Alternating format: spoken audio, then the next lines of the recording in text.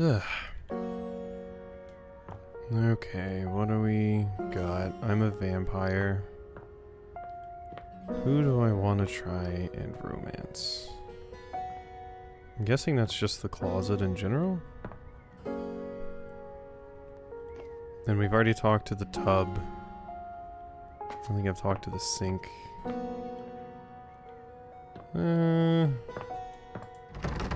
That door's still locked. I don't think we talked to this. Hit me up with circuits. Oh, it's space, not left click. You walk into what you thought was your breaker box, but as the dark door swings open, you realize you're somewhere entirely more stimulating. A classic speakeasy club welcomes you in. The low electric lights glow warmly. Live music drifts languidly from a sumptuous velvet red stage and envelops the audience in a pleasurable haze of pure vibe. That sounds pretty good. I could go for that. The gentle clink of cocktails in glasses rises from a wood bar to the left of you, and then a gentleman with a languid, easy air to him approaches you. Well now, what a delightful surprise. Okay. Okay, I see. Understood. A brand new patron. New. I'm here all the time, or at least every time it rains in the breaker strip. Are you sure you're not thinking of another closet? I'm certain this must be your first time. No, I own this place. Is this an Oodles Wood or wouldn't? I think this is an Oodles Wood. Trust me, I would never forget such a striking face. Oh, you liar. You seriously not know who I am? I never said I didn't know you. You're a human. Of course I know you. You've quite the reputation around the house, Livewire. But to have you here in person, all to myself, ooh, how thrilling. Okay, you're coming on pretty strong. But we're getting ahead of ourselves. Where are my manners? My name is Volt. Ah, that's like a Sonic OC name.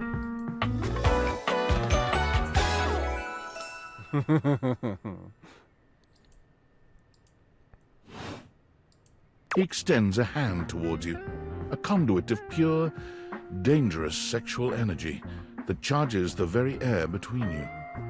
Uh-huh. I mean, you're cute, but pure dangerous sexual energy. Take Volt's hand, don't take Volt's hand. You're gonna shock me, aren't you? Sure. He lowers his head to brush his lips across the back of your hand.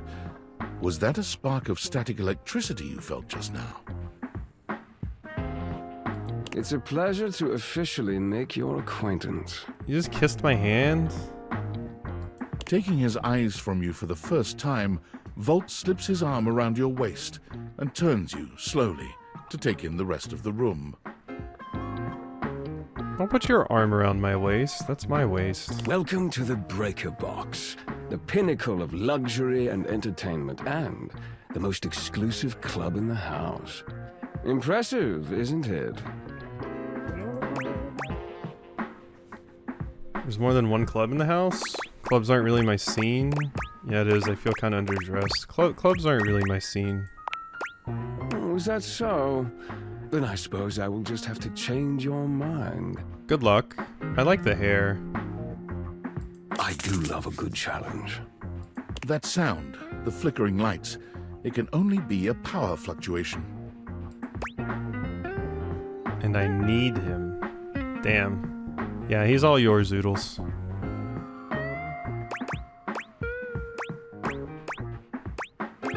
Huh, not such a fancy club after all, I guess. We are saucy, aren't we, Livewire? Well, that was nothing, just a little surge. With this much energy coursing around, it's bound to happen from time to time. Volt. Who's Eddie? A new dateable? Eddie? Okay. This newcomer looks exhausted, frustrated, and annoyed. His sleeves are rolled to the elbow, revealing calloused and bruised hands that he wipes on a rag. Eddie! Just in time to meet our guest. The human? What are they doing here? Is that... I recognize that. I'd imagine if we don't poison the mood, they'll be joining us for the headliner show. Joining us for tonight's show, I hope? Am I? Pretty sure I didn't say that. As long as you're going to be there, I'm up for anything. Am I? Unless you have other plans. I mean, yeah, I kind of do.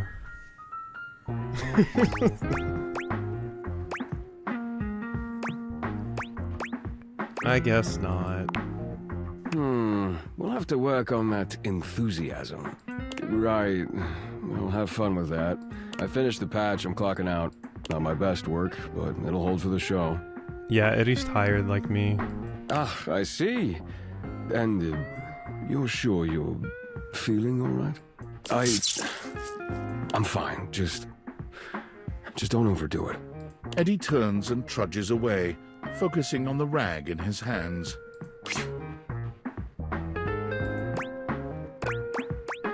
Wow, intense.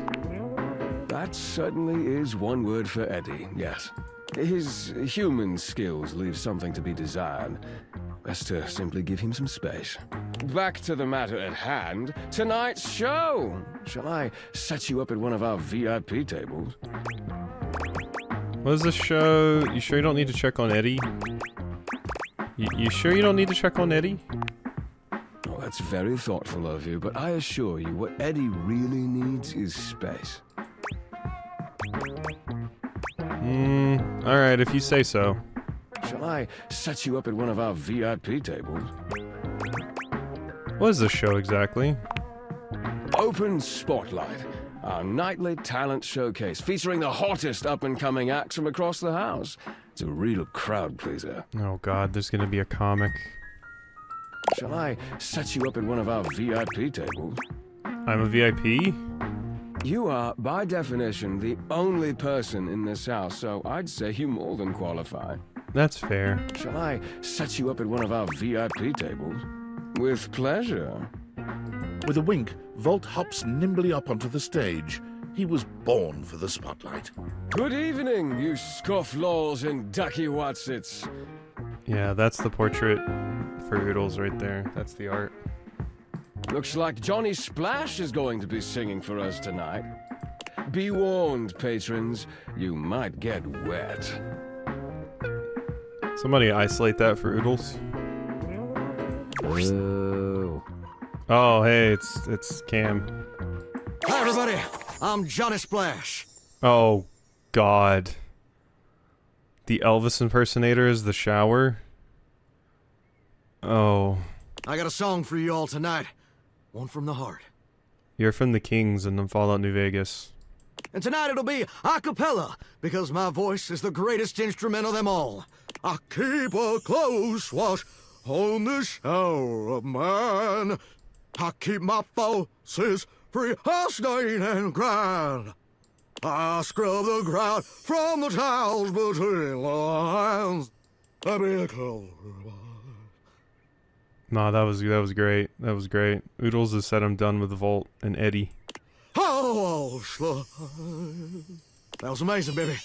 I even surprised myself. I've seen many bombs in my time, but that one takes the crook-blasted cake. Is that the microwave? I guess. This Mad Max character? Oof. Even I couldn't clean up that mess. And the vacuum cleaner? The vacuum cleaner's cool. You didn't like it? I thought it was okay. I'll retool it and come back with something even better. Just you wait.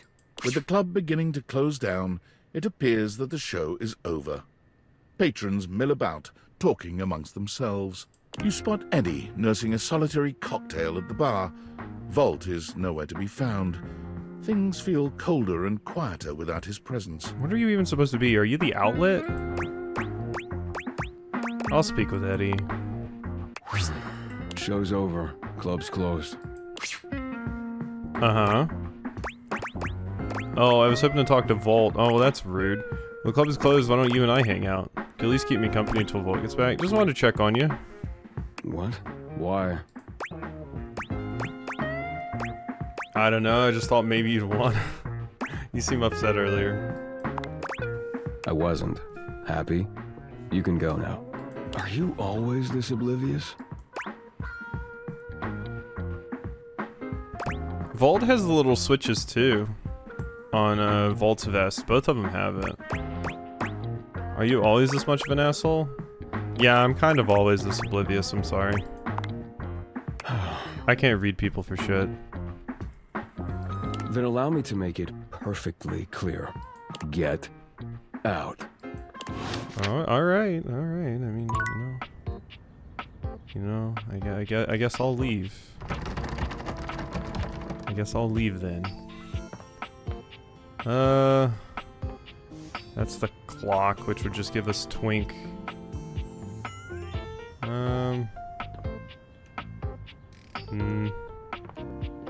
Did the light switch last time, I think. Window. Table. They sounded like they were a pair. I'm gonna do this. A petite pirate glares at you. There's so much to take in here. I see. But you don't dare to get a good look in when he looks like he's contemplating running you through. The martini sword.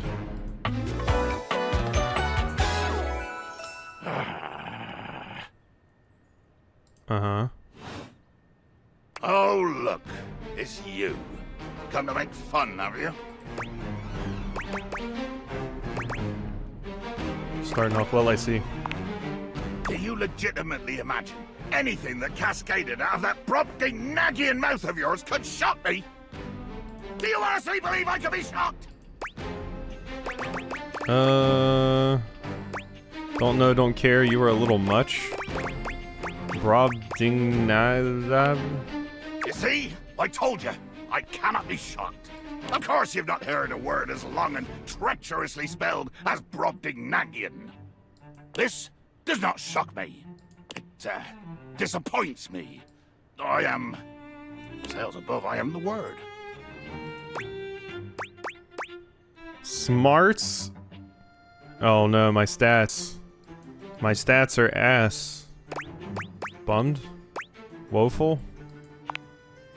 Woeful. Oh, woeful indeed. Full of the woe I inflict on any enemy. Every land-lubbing build sucker foolish enough to cross me path. I think it said I needed to like complete their storyline or something to actually get stats, so maybe I should complete some characters' storylines when I see them. Or at least progress them, because maybe I'll get stats. Cool. You have enemies? I do. Want to talk about it? It's dangerous to keep that anger bottled up. Oh, it's a bottle joke then. Your first shot is fired. Cannon roaring at the attack. The wind of the hunt cracking. The spray flying. The bowsprit dripping bloody avarice as you come for me. Hell yeah, keep talking. This is beautiful. Beauty in death! Too much. The line is crossed. Your pitiful life is forfeit to my magnificence. Cool. Nothing cool about it, blackguard. I will destroy you! You're going to kill me? Dear sweet Davy Phones! If you insist on reducing everything to its simplest expression... Yes, I am going to kill you. Bear witness to your undoing. Hooray! I'm bearing. Can you not feel it? Do you beg for quarter? For mercy from the most murderous, blood-eyed codger to plow the fathomless flood? I thought you were gonna kill me. Of course I am! I am killing you, right now! I'm tearing you limb from limb and dangling your bits from the rigging to tempt the crows. You take a moment to inspect yourself. Your limbs and bits all appear to be just where you left them. Seems like you're talking a lot about it and not doing anything. Oh, I am. I'm fill it in your sorry rind. In my mind. Oh, speculative stabbing. Damn your hide, speculative! It's as real as the snap of sail in the wind, the squish of flesh and bone as it makes way for my blade. Talk of flesh and bone is too graphic. That was kind of poetic. I am not in fact stabbed, though. What did you say? I'm not stabbed. How is this possible? Blimey. I can see my own hand rendering you like a fish still wriggling on the deck, and you're standing there talking with lungs full of free air?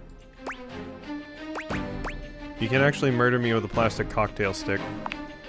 How dare your lips mouth round such traitorous syllables? Getting tired of these stupid and violent turns of phrases, but even if right now you could kill me, you can't kill me, you would if you could. But even if right now you can't kill me, you would if you could. I would if I could, and I can! It is the world of swashbuckling and a rum sun, where I am pistol-proof. But be wary with your familiarity. A hearty may tolerate the rats, but he will still skewer 'em when the hunger sets in. Point taken, that's descriptive. Thanks.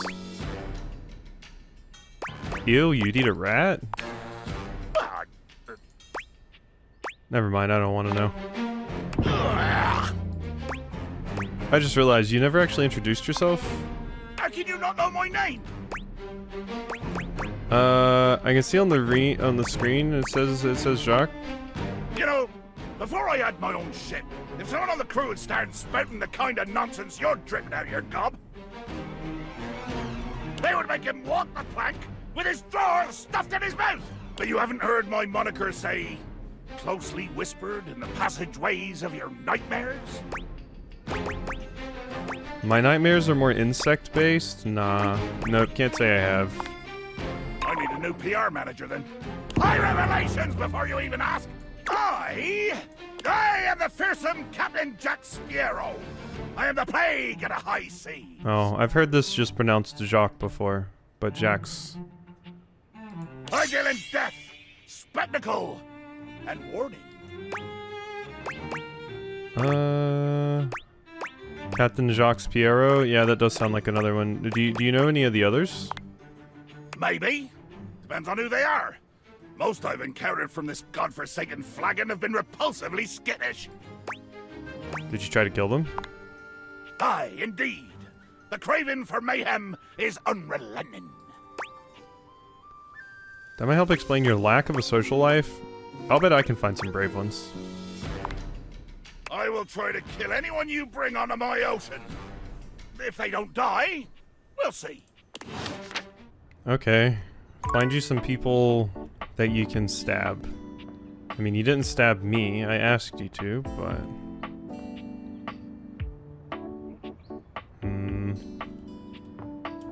I talked to the piano last time. Can I look at the post-it note? No, not the post-it note specifically. Food. Is this just a Zojirushi? What is this? Okay, I'll talk to Knife Chan. A tall, statuesque Oh, man yeah, that's stands with you. his back turned to you, surveying the dishes, your dishes, on the table in front of him. He's so absorbed in them that he doesn't seem to notice you. Hello? Oh. Oh. Doesn't care about me. You seemed cool. And I saw you before. Cookies. Little cabinet. I never talked to the washer when we came here last time. Let's see what the washer is all about. A handsome acrobat greets you with a small yet theatrical little bow, placing a hand on his chest and tipping his head forward. He has the aura of a veteran showman, but he doesn't look particularly pleased to have you as his audience. Greetings, weary traveler.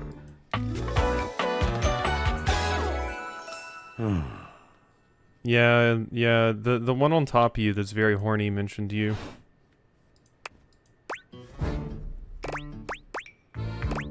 I am weary, thank you for noticing. Naturally, my senses are heightened when I'm in a mood. Sounds like a bad mood? Yes, yes, a long and solitary bad mood. For this, for everything, we are out of tune. Anything you'd like to talk about? You aren't serious. You jest. No jesting here. I've been told my jests are bad. You want to hear my story? I bet you are one hell of a storyteller. I am a servant to the drama of the heart.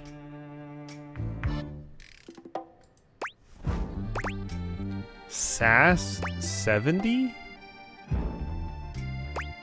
See, like that, you just speak so beautifully. Truthfully, no idea what you're talking about.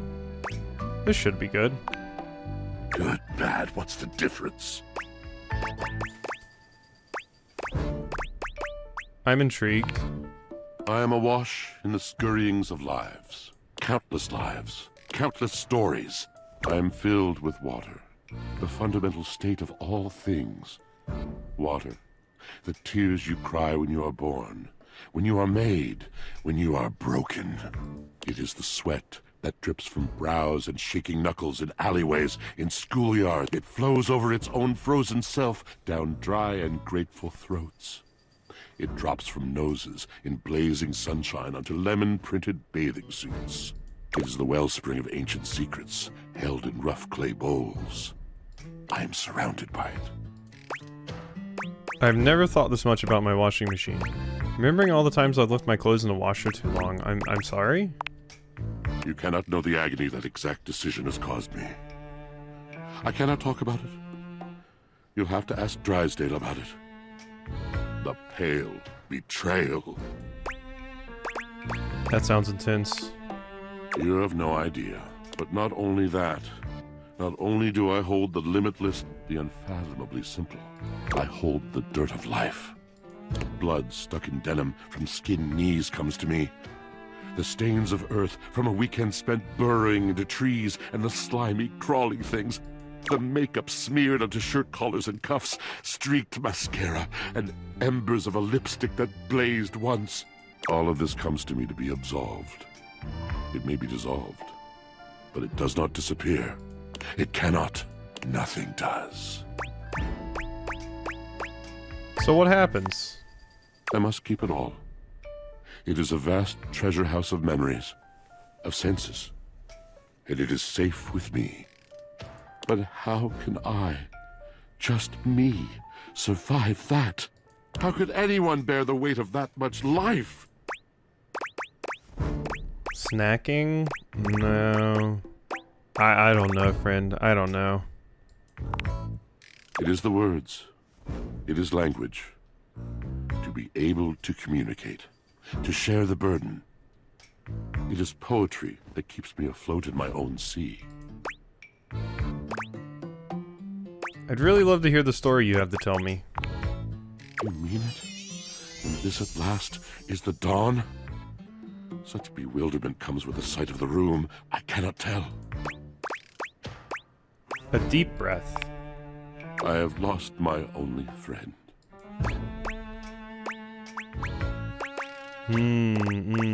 Yeah, nod sympathetically. He gazes off into the distance, something clearly weighing on him. His eyes narrow for a few moments, and then he sighs.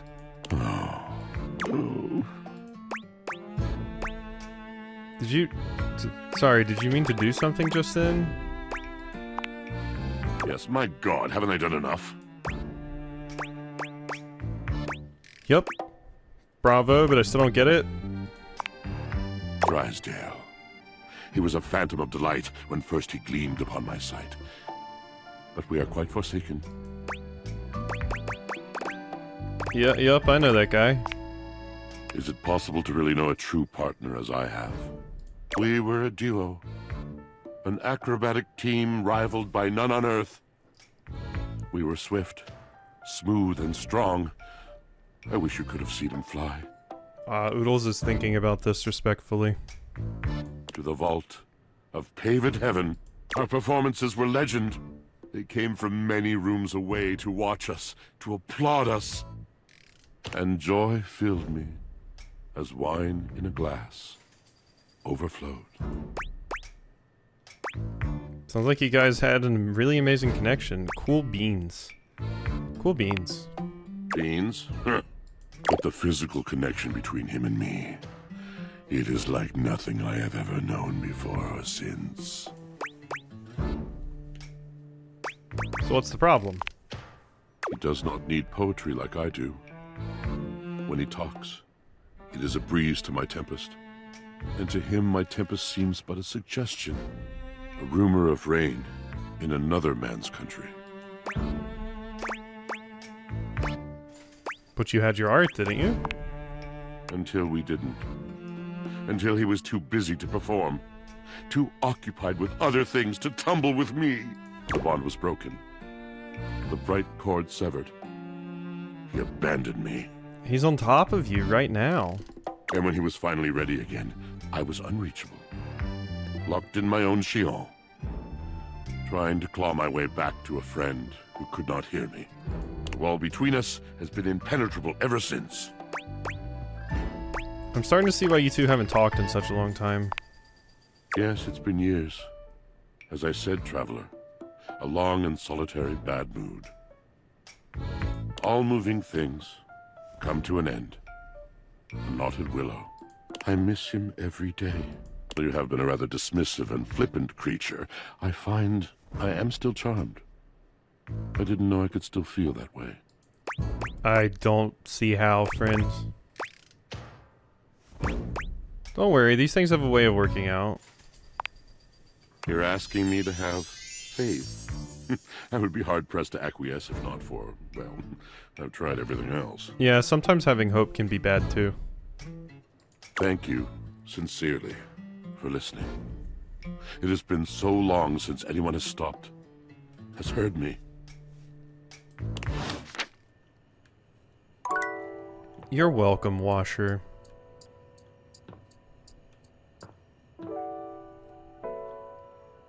Okay, one more thing. I can do the chicken.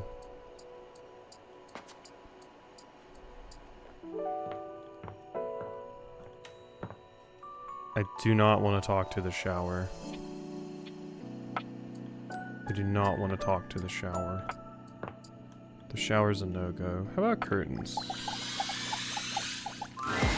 A charming, well-dressed duo stand with their backs to you, peering through the curtains and pointing at something outside that you can't see. They seem quite absorbed in their own conversation. Look over there. Look at that. Across the street. What are we looking at? What do you see, Rod? I see a dog. I see a car that could use a wash. I have awakened you two. Speak to me, the human.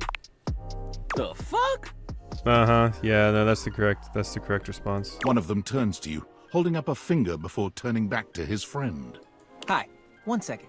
Now, why in the world do you think I would care a single thread about an unwashed car? I don't know what you want from life, Kurt. The shoes, my dude.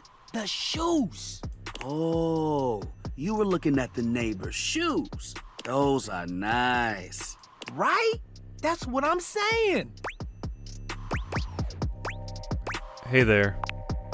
Hold on. Those are way better than those shoes we saw last week. Ain't that the truth? Only time I wish Wendelin would have fogged up. Those kicks could have kicked rocks. Wendelin, yeah. Curtain rod. Ha ha ha ha ha ha ha ha.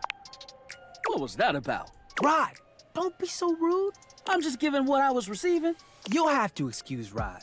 His tact leaves a lot to be desired. It's okay, I'm a dumbass. There you go, talking about me like I'm not here. Nah, I'm talking about you so you can hear. There's a difference.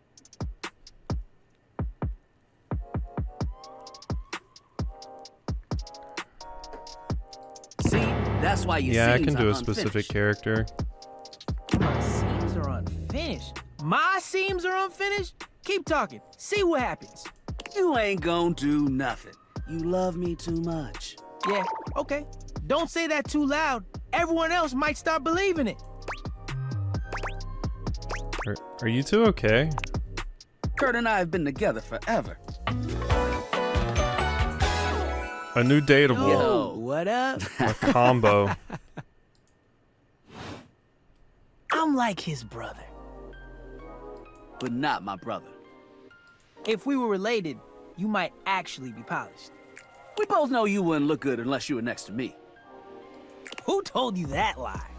Say, who do you think looks better? Me or this delusional drape I call my friend? You both look good.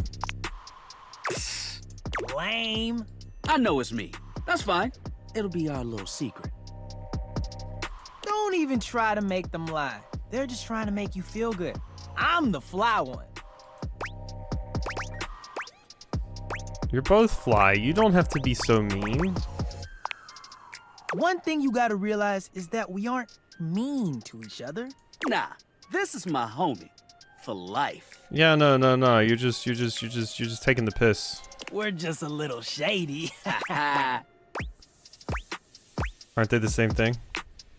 Being shady isn't always a bad thing. Oh, to the contrary. I'm shady all the time to Kurt. Why? Because I love him. Oh, so it's like your love language. Yeah, no, that's what they want to hear, yeah. I guess you could say that. Yeah. But we have rules. Oh yeah. You must throw shade appropriately. Yeah, I don't really care that much. What do you mean rules? There are 5 rules to throwing shade. First off, you have to know the person. Sure, you can be shady to folks you don't know, but that is just mean. Wait, we made fun of the new mail carrier just the other day. That's because they were wearing that uniform with open-toed sandals. With socks. Oh yeah, they asked for that one. This rule is one of those, do as we say, not as we do things. Unless we ask you to do it with us, at which point, you better come correct. Which brings us to rule number 2. If the roast ain't hot, you're toast. The shade is all about the laugh at the end. Maybe even, a strong guffaw. Yeah, we need to bring Guffaw back. Guffaw needs to get more rep. A guffaw? Are you a cartoon dog person? Cause if not, I best not hear a single guffaw out of you, Rod. Keep your aim true. Never bring in secondary parties. Others shouldn't be collateral damage because you decided to mix patterns and it turned out unfortunate. No quadruple. I tried to throw shade on Kurt's mom once. Mrs. Chiffon has never done anything and she will not be brought into this foolishness. That was a fantastic delivery. Okay. Rufo. Read their body language as you read them down. Everyone has their line and their limit.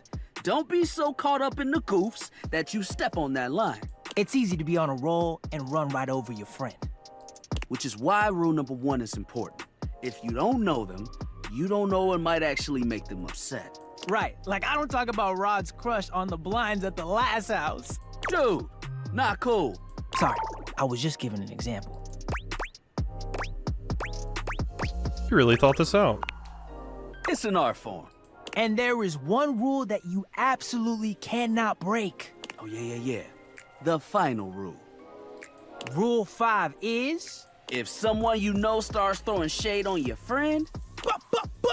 You better prepare for war. Uh-huh. It is your duty to fire back. Yeah, I can do that. Verbal warfare has begun. Do what you gotta do. And yeah, those are the rules of shade. You got them all? All 5 locked in. Okay, confident. I like that in a person. If they breathe, Kurt likes them. You act like you're the one to talk. The tree outside sways, and you think it's flirting with you. How can you not be charmed? Have you seen those branches? Yeah, that's pathetic and stuff.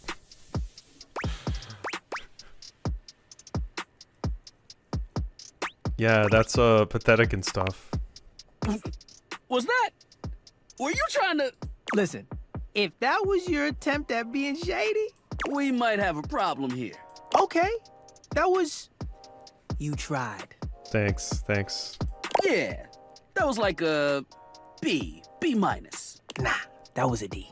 You right. But you tried, so, you know, A for effort. You'll get better in time. Yo, Rod, that fashion student is getting off the bus. Ooh, what are they wearing?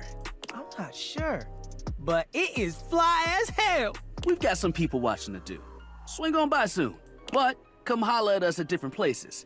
Each window has a new thing to throw shade on. Variety is the spice of life, baby. Bring your jokes. We like to keep it lively here. Yeah, they're fun. So we gotta go to that window next time. Chew.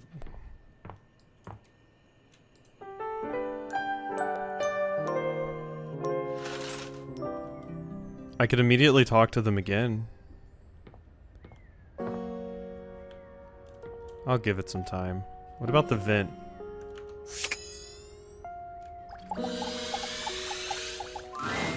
A cool breeze tickles at your neck. You can feel someone here, but you can't see anyone.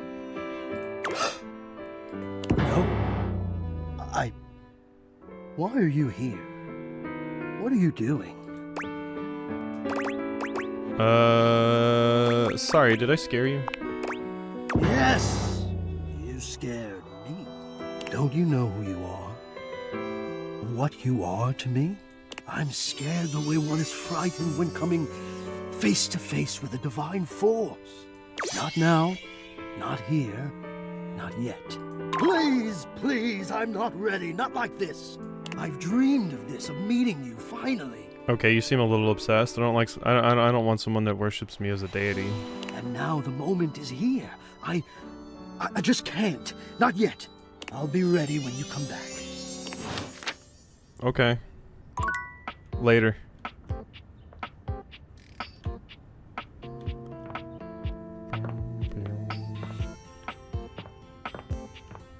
Alright, I don't feel like I'm going to be very into Treadmill Chan. What's this? What's that? You know what? Let's hit it. What are you? One moment you're looking at your old sports equipment, and the next you're looking at a gorgeous, muscled man dressed in various pieces of sports equipment that once belonged to a far more optimistic version of yourself. I can't get over the rollerblade elbow pads. Wow. As you watch this guy go through an entire squat routine, it's more than clear that, unlike you, this guy has never struggled to maintain an athletic routine. Mid-squat, he stops suddenly, bending down to peer at you through his legs. A handsome, smiling face, boxed in by thighs so thick and developed, you're rendered speechless for a few minutes. Am I? Oh, hey! He sets his weights down, standing up and beaming at you like you just told him he's won the lottery. It's about time you made your way over here. I was starting to think you forgot about me. Maybe a little bit. Forgot? Do I even know you? Of course you do! But I'll never turn down a chance to introduce myself. The lights dim, and a spotlight appears from... you're not quite sure where, really. Ladies and gentlemen! Now entering the stadium, the king of the ring, the Duke of Dunk, the jack of all trades, master of fun, Mr. Duncan Dunk Shadowcat! Yeah, I'm not into it. Oh, hell yeah! I knew I wouldn't be into any of the sports ones, but... He goes through a few poses that really make his abundant muscles pop, looking at you with the grin of a confident athlete. Just your name would have been fine. Well, yeah, but where's the fun in that? There's no hype. Don't worry about remembering all those names. That's just stuff that makes me sound cool when I hit the court, or the field, or wherever I'm playing. Doug is just fine for pals. Are we pals? Duncan better be just fine. I'm not here to be your groupie. Yeah. Whoa, hey, it's all chill, man. I don't need a groupie. Anyway, it's good to see you here finally. You're being very nice to someone that's being a massive asshole to you. He grows very serious, placing a strong but gentle hand on your shoulder. Not the shake weight. What happened, man? How come you stayed away so long? Did someone ruin the joy of sports for you? I never really had a joy of sports. Sports have never been joyful for me, yeah. There's genuine sadness in Dunk's eyes, and are those tears? He grasps your shoulder tighter, his expression growing mournful. That's the saddest thing I've ever heard. It's okay. I can get sadder. Sports should be happy for everybody. We gotta fix that. Dunk gives your shoulder one final little squeeze, and then he's slapping you on the back so enthusiastically you nearly collapse. This fine hunk clearly does not know his own strength. I think the narrator has a crush on this character. Well, hey, no matter what happened before, you're here now. Keep talking about the shapely thighs and how much of a hunk you are. Your inner athlete said, let's get it, baby! And who are we to say no to your inner athlete? I don't have an inner athlete. I don't have an inner athlete, I'm sorry.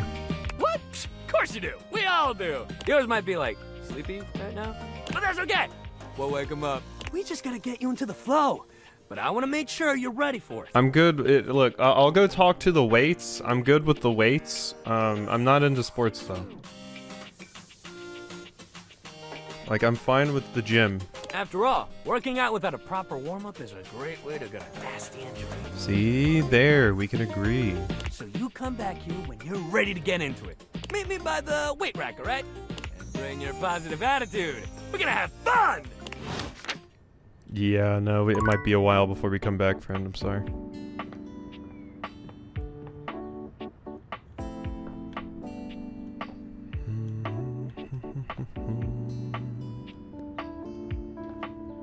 Towel. Alright, Wendolyn. The figure who stands before you has the casual, confident air of someone who knows just what she's about. I like the tat and I like the pants. Her short hair glows with the colors of sunrise, and her blue eyes drink you in without a trace of shame or embarrassment. She evaluates you with a hand on one hip, her draped clothing subtly highlighting curves you'd never have expected from your rigid, structured window. Well, hi there. I'm Wendolyn. Oh. Why did you say it like that? Wendolyn, I just got here. And you? Well, you're quite the looker, aren't you? Okay. God damn. We just hit the ground running, don't we? I don't really know what I look like. What's the matter, hun? I can't possibly be the first one to tell you that. You're the one looking out at me all the time. Look, I don't mean to be so forward, but I found I'm happiest when I'm transparent about what I want and what I'm looking for. Yeah, I mean that's a good thing. Being very, very upfront is a good. That's a good. And unlike most everyone here, I've been ogled by humans for centuries.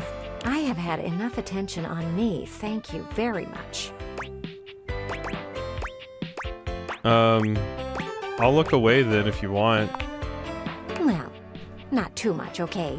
I'd still like to know I'm providing some kind of comfort. Anywho, if I'm having to do one of these introductions, I might as well get this out of the way first. I'm only looking for one thing in a relationship right now. Uh-huh. Friendship, romance, a bitter rivalry. A bitter rivalry? Ah, perish the thought, swashbuckler. I'm looking to make some nice friends. That said, I can't say I'm looking for anything too serious right now.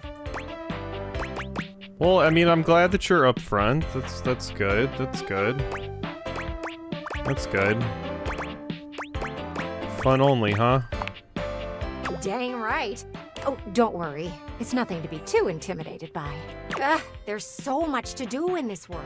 So many views to see. even just the simple joy of a night on the town. Yet here you are, taking a breather, same as me, but you haven't even had fun yet. What are you suggesting? I just want to see you live a little, that's all.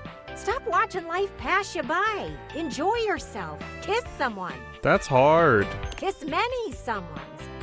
And then maybe, in between your adventures, you can come tell me about all the fun you're having. Oh, you want to hear about? Okay, you want to hear about all the kissing and hand holding that I do?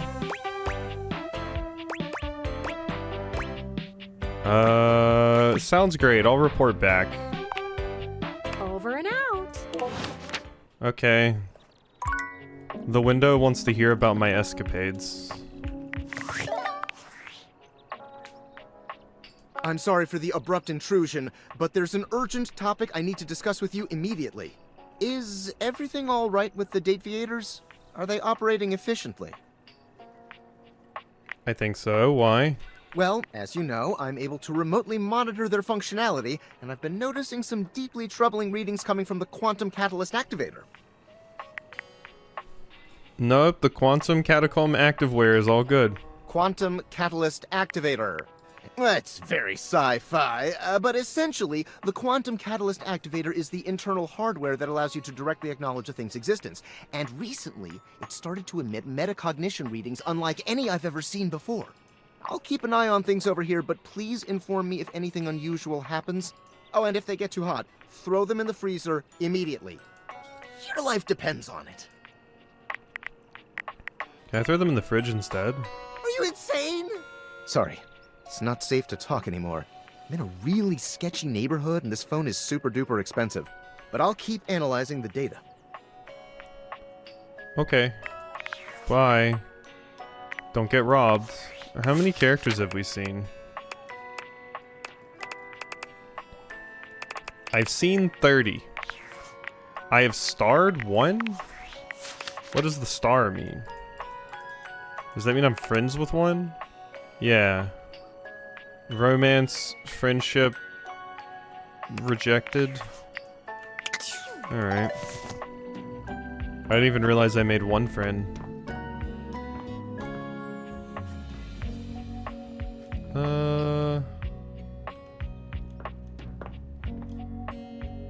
Blanky. Blanky. I think we saw the Blanky earlier. I'll look at the fireplace.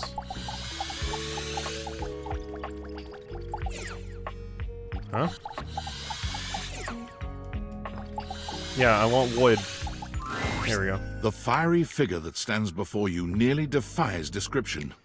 He's fire given form, but despite the hot air that radiates from him, there's something decidedly chill about his entire being. Okay, this is just a flame atronach.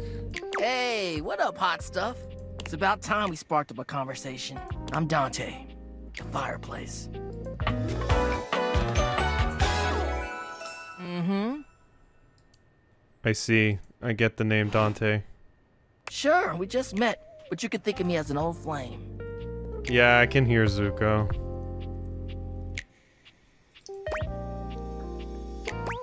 You've been expecting me? Of course. The hearth is the heart of the home. I seen what you're doing. Kinda get me fired up too. Whoa, whoa, whoa, whoa, whoa, whoa, whoa. Take it easy. I am easy. And you need my help. Excuse me? I'm just spitting some flaming facts, friend. But it's all good, because I've been waiting for the perfect student. Wait, was that an insult? Yup. If you really want to up the ante in this love hunt, you need to work on your pickup lines. I don't have any.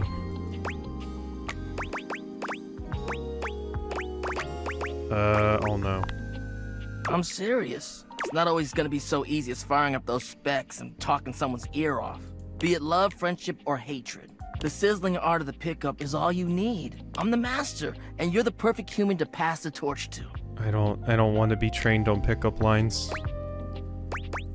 I don't know, aren't pickup lines kind of cheesy? What? No way. Gotta melt the ice somehow. Pickup lines are one way to do that. A great opportunity to show someone you're interested in that you're funny, sexy, and smooth.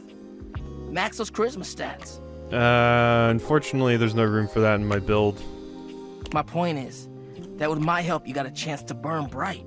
But if you don't learn how to take the first step by talking to someone, you won't ever light the flame. Sounds good. No sweat, hot stuff. I think it's time we start the first lesson. If you can handle the heat, that is. I think I can handle any heat you can give me, Blaze Boy. Bring it on. Haha, hell yeah! Tell you what, let's start with some punny pickup lines. See what I'm working with here. So what do you think? You up for it? Fire away. Oh yeah, I did get poise. That is right. I did get some poise. Fire away. Seems like you're already getting the hang of this. All right, how about this? What up, hottie? Got a light? Cause I think you just might be my perfect match. Huh? Huh?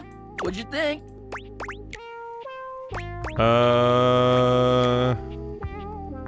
Is there something going on that you'd like to talk about?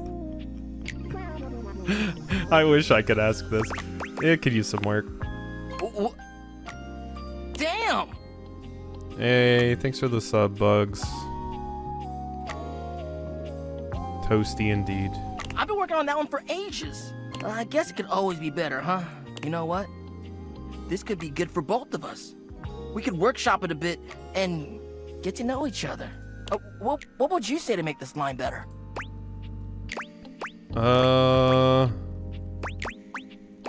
Change the punchline. Okay. So what would you change it to? Got a light because you're smoldering. Got a light because you're about to get me fired by HR. Yeah. Oh, damn. Somehow you managed to make that unfunny and uncomfortable. Congrats. It's my specialty, thank you. Anyway, that shit doesn't even matter. You see, that was all a trick question. Or a lesson, I guess. I was just trying to show you that pickup lines can be corny and fun, but not always the perfect opener. Like on dating apps, gotta start the convo. As long as you're not relying on them, they can be pretty fun. Now you're getting it. Tell you what, I'm gonna teach you how to make connections in a deeper way. Yeah, that sounds nicer. And your first real lesson in the art of the pickup isn't about some magic one-liner. You're gonna learn how to open the gates of someone's heart, get to know their soul, you know? You ride with me and you're gonna learn how to be smooth, but in a sensitive way. I call this style the way of the flame. Think you can handle it? Bring it on. Alright! I'll give you a day to cool off. See me later for our next lesson, you little firecracker. Later! Did my stat go up? I don't think my stat went up. I think I still suck. Champ, champ, champ! How goes it? Your butt. I guess I don't know how to speak to the youth today. Valdivian would like you to complete an exit survey based on your time here. How would you rate your time with Valdivian? Very short and not fun. All right, everyone has an opinion. And now that one belongs to us. I appreciate you participating. One more question. If you were to recommend, I don't know, Tom for a job somewhere, how likely would you be to send his resume along? Not likely. Ah, that's just fine. I'll be straight. There was no exit survey. I just need some help. Now that I've revealed my own vulnerability and gained your trust, how likely are you to recommend Tom for a job somewhere? Not likely. Ah, can't win them all. Later, Tom. Never call me again. Or talk to me again.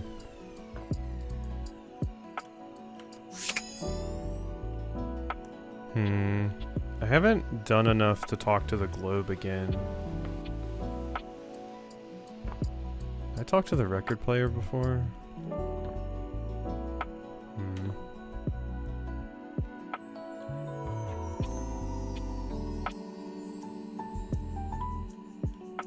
don't really want to talk to you.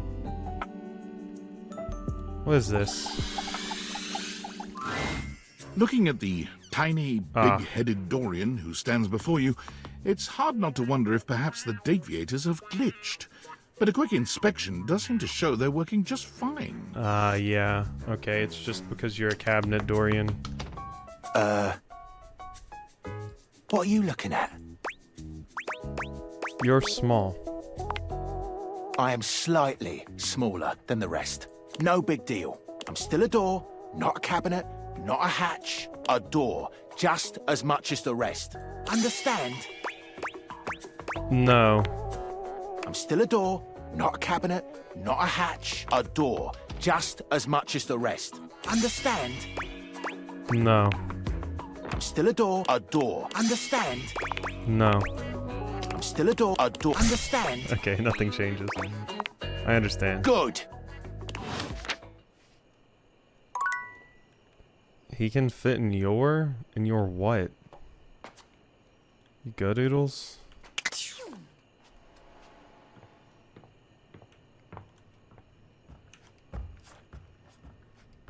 Alright, Betty bye. I'm gonna go sleep on Leafy's wife.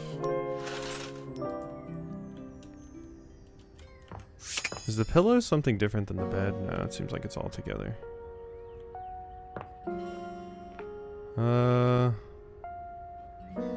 How about some cosmetics here? A stylist with a very vertical, very pink hairdo appraises you, lifting his glasses to take a better look at you. His face is kind, his features soft, and his makeup? Oh, impeccable. This just reminds me of Polnareff. How about we... Oh dear. I think I'm getting lost right at the start of all this. Yeah, I know, it's a lot to take in. I'm so sorry, darling. My brain runs quicker than cheap mascara sometimes. Stupid Barry, disposable Barry, you're doing it again. Oh, just stop talking. Hello? Yes. Hello is what anyone at the top of their game would say. He takes a deep breath, shaking off his awkwardness and giving you a friendly smile. Let's take this from the perfectly coiffed top, shall we? My name is Barry Styles. I am your one-stop shop for looking good, feeling great. Not that I have to work too hard at that because, and I don't know if I made myself clear enough on this point, darling, but you are looking fabulous. Oh, I thought you were like, oh wow, this is a big project that just walked in front of me. Why, hello. I'll be honest, because I like to be clearer than a freshly unblocked pore, I really don't like talking about myself, hun. I'd much rather talk all about you. And eyebrow hydration, of course. You really cannot underestimate how important it is to avoid a thirsty brow, baby. Yeah, no, you gotta moisturize and stuff. Thirsty brow? Of course. But mostly I want to talk all about you. In fact, if you'd be so gracious as to indulge me, I'd love to really get under the skin. Please, I'm ready. Oh, not literally, obviously. My products are for external use only. I mean, can I ask you a few questions? Sure, let's do it. Oh, fabulous, darling. Okay. This is super exciting. I just love learning about what other people like. I haven't yet met with a taste I can cater to. So, with that in mind, I simply have to ask, drum roll, favorite brand of tweezer? Let me think. Tweezers, huh? Oh, okay, that's fine, darling. I had a whole extravagant Q&A planned out just for you, but if there's one thing I know, it's not to press too hard. That's how you get an uneven skin tone. I'm absolutely happy to move on if you are. No, I got a preference. Then tell me. Tweeze me! Teasy Weezies, Polished Response Slick Line, the Smile Republic ones, gotta be Creedle and Crab Nuts. Yeah, Creedle and Crab Nuts. Is there anything that company doesn't make? They literally make other companies, at least if you believe the rumor they've helped the Scunthorpe Mafia set up that shell corporation. Okay, yeah, I mean, I chose the Corpo name and I got my reward for it. I like their tweezers, though. They're metal, they grip small things, they have those little grooves running across the curvy bit. Well, they're just really regular tweezers, aren't they? So, let me just make a mental note. No need to actually write it down. Got a mind like a steel trap. At least when it comes to tweezers and tweezer-related lifestyle choices. Ask me to remember a job interview or doctor's appointment, and I can't help you. But random hair conditioner trivia? I could give you that for days. Yeah, I don't really have much like that anymore. So what's the next question? Sorry? I think you were asking questions. Right. Critical path. Let us continue right on down with... What's your favorite lipstick color? No, the test swatches are so wonderful. Beauty question. We can't have a beauty Q&A without knowing your favorite lipstick color, can we? Yeah, it's such a good bit of the design. I like it a lot. Mine is pink. Impressive, no? Rather impressive. That's what I said. What, pray tell, is yours? Pink, red, a different color. Oh, not one for the traditional? I can certainly respect that. There's nothing that says lippy can't be any color you want it to be, after all. Now, don't tell me, darling. Let me guess your fave. Blue. No, green. You strike me as a green. Or teal. Or black. Oh, please say it's black. I've not gone goth in forever. Wait, no, I got it. It's gold, isn't it? Rose gold. Green. No, wait, I already said green. It's gotta be blue then. Maybe teal? This is too hard. I'm just gonna stick with other. Moving on. It's time for our final question. That sounded threatening. Anyway, third cue. What do you think is the biggest reason to wear makeup? Feel confident, to feel sexy, to feel unique, to feel like somebody else. Confident, sexy, unique, somebody else. I mean, all of these are good answers. Confident, sexy, unique. Confident? Yeah, I get that. We all have things we're self-conscious about, and I think makeup helps. It's one of the things I love most about what I do. Helping someone get that boost they need. It's not the lippy and the eyeshadow that makes a person look good, like, truly good. It's how someone carries themselves, you know? Sorry, I spoke a lot again. Of course I did. I'm an overshare. Need to stop that. Yeah, it wouldn't hurt to scale back a bit. It really is fine. You don't have to keep apologizing. Yeah, no. Barry still looks embarrassed, but a sweet little flush comes over his pale cheeks, and he smiles at you. I mean, he's cute. The hyperfixation, like I said, someone going on about their hyperfixation is always high tier. Well, darling, that about wraps up the cues. It was gonna be a big 20-question thingy, but I just didn't do it, I suppose. Plus, I forgot half the ideas I had for it when I thought about combs for an hour. Combs? Who can think about combs? That's okay, I had fun with it. Really? That's wonderful, darling. I had a lot of fun, too. Oh, I really hope we can have another fabulous chat again. Okay, yeah, you were cute. I think weight rack might be me.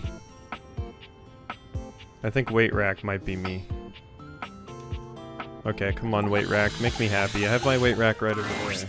You find Dunk stretching idly by the weights. You did say meet me by the weights. His handsome face breaks into a cheerful grin. This doesn't have anything to do with sports. He's so excited he can't seem to contain his energy, bouncing back and forth on the balls of his feet like an overexcited puppy. You made it! Oh man, I'm so excited. It's been so long since I got to work out with somebody else. And a newbie, too. Not a newbie. There's nothing like a good lift with someone who's just starting out. Everything is so new, no bad habits to break, less competitive talk. It's just gonna be you, me, and the weights. Good vibes and a great lift. A shadow falls over the two of you. A massive, blonde, and bearded figure looms over you. he's larger than Dunk somehow. Just as muscle, but spread over a much taller frame. But more than that... What are you? Are you the treadmill? You're the treadmill. Where Dunk is cheerful and inviting, this man's gaze is cold and intimidating. There's something positively Viking-like about him. Do not infect them with your weakness, Duncan. I keep telling you it's not weakness, bro. Shake weight. And Duncan was my dad, man. Call me Dunk. Nonsense! Exercise is violence! It is driving the weakness out of your body by force! And I will call you by your name! Duncan Fool Nelson Fart Leg Love Shuttlecock the Third! Oh, come on, Chris. You're really bringing the mood down. Kristoff glares at Dunk, then turns his exacting gaze on you. I sneezed. You! Tell him what you need. What I need? Yes! You need to have the weakness beaten out of your soft body. Nah, I'm good, I think. He pauses for a few long moments before finally adding, With exercise, you have neglected yourself for far too long. You set foot in my domain. You will do so with intention and strength. None of this real winners do their best and know their limits, sentiment, and foolishness.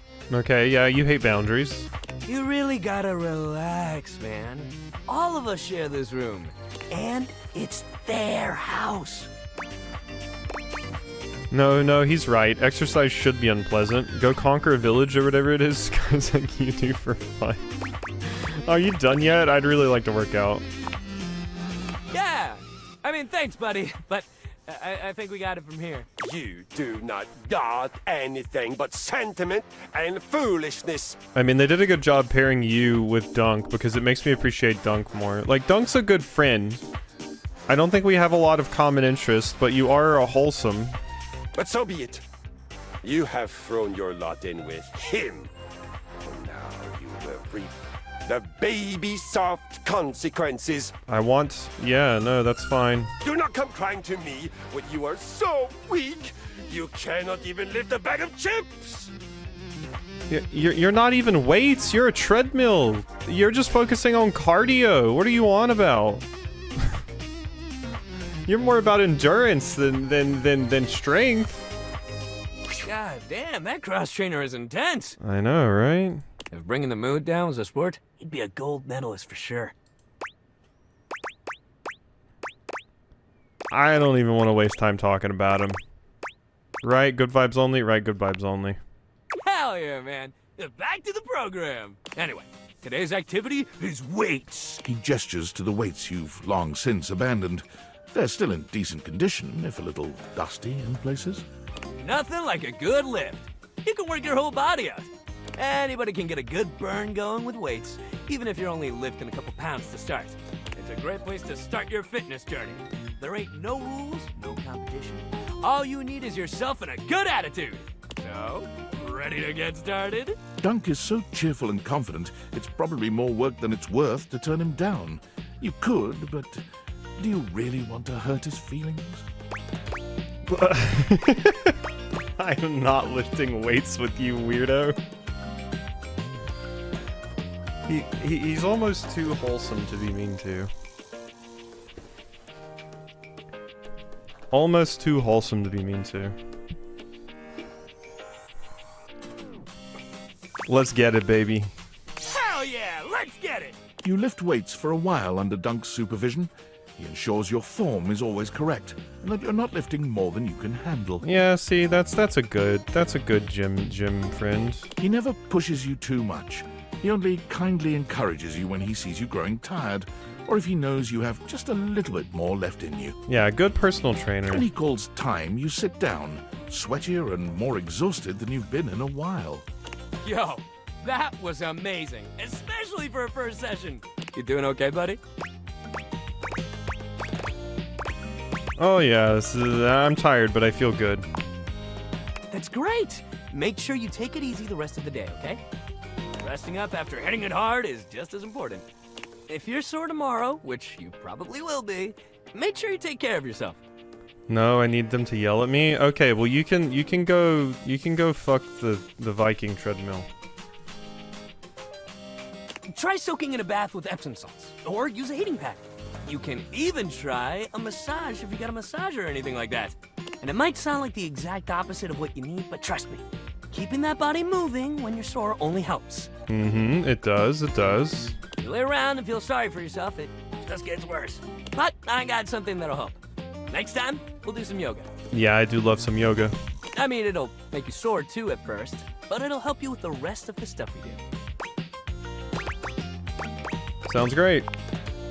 Hell yeah! Love that attitude. See you at the yoga mat. Okay, so now I gotta meet you at the yoga mat. I still got no stats for that, by the way. I'm never going to be able to do a check ever. Ever.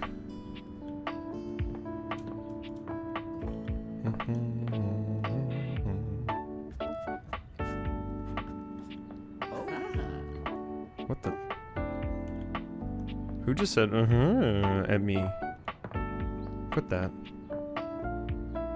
The piano was cool. This is Animal Crossing music, and I love it for that.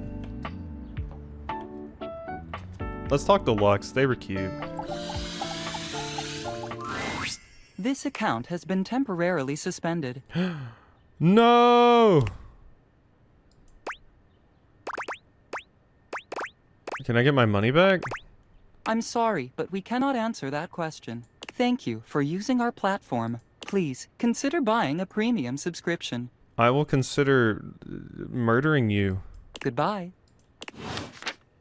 Oh. Lux, no! I liked Lux. Alright, let's flirt with the bartender. A bartender drums her fingers on the countertop, clearly bored out of her mind. Her long red-orange hair is pulled back into a ponytail that flows down her back, like the drinks she pours so expertly. This is the sage romance right here.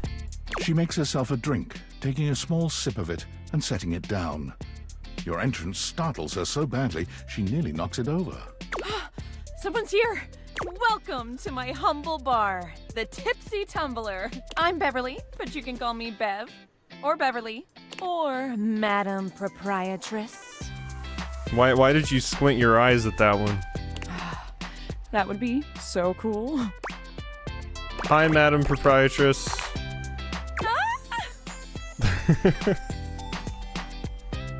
I'm the owner and bartender and janitor and stockroom attendant. Nice to meet you. Hiya. The shoes are cute. Beverly squints at you, frowning as she seems to be considering something. And then she snaps, pointing at you. Yeah, can I get an Irish coffee? Wait, hold on. Oh my gosh, it's you, my proprietor. I can't believe I didn't recognize you. Ugh. Me? Yes, you? Who else so charitably bought this adorable minibar for me so I could set up my dream bar? I owe you a huge debt. You have free drinks for life here. Welcome to the reopening of the Tipsy Tumbler. And I know what you're thinking. Oh, Bev, that's a lot of openings. Did something happen the first 6 times you tried to open the bar? Nope, nothing. But how can that be when a babe like yourself is here? That's such a stupid thing to say, I'm not. It's because nothing happened. Not a single customer came. Total ghost town. Each time. I've lost an alarming amount of sleep trying to figure it out. So please don't leave. You are literally my first customer in ever. Every time I thought you were finally going to invite people over, I'd polish the place up and prepare to be the best host I can be. But then each time you'd chicken out and spend yet another weekend all alone. No, I get it, you know? You make the plans, but then your brain gets the better of you at the last minute. I mean, why did you get a minibar if you weren't going to invite guests over? Who would pick that option? Yeah, that's for people with Riz.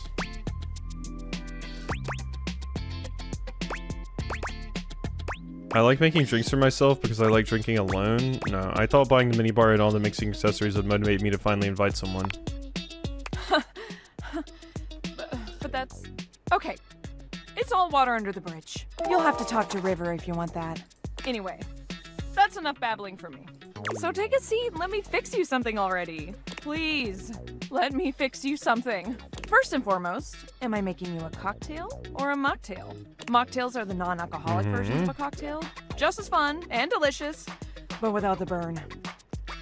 Or the drunk part, obviously. I mean, I've never gotten drunk. We can have a cocktail. Excellent! So, what'll it be? Do you have the marijuana one? The liquid marijuana? That one's good. Martini. I like mojitos. I can have a mojito. Ooh, so minty and fresh. It's kind of like brushing your teeth at the bar. That sounded more appealing in my head. Coming right up. There we go. Pour it out in front of her? That would be so mean. Sip my drink. You lift your glass to your lips, taking an extended sip. How was it? Really good. Where'd you learn to drink mixed drinks like this? Well, after 6 grand openings, I got a lot of practice in. It's not a THC drink. It doesn't actually have marijuana in it. It's just called liquid marijuana. Well, after 6 grand openings, I got a lot of practice. Yeah. Plus, with a name like mine, I should know my beverages pretty well. I really don't want to close this place down. I've put my bar and soul into it. So, will you be my first returning customer? Sure. Really? Oh my gosh. Yes. Yes, thank you. Tell your friends. Tell everyone. Please. And I'll be seeing you next time. Yeah, I mean, I don't really get it for the name. I just get it because I like it. The only reason it's called that, as far as I can tell, is just because it's green.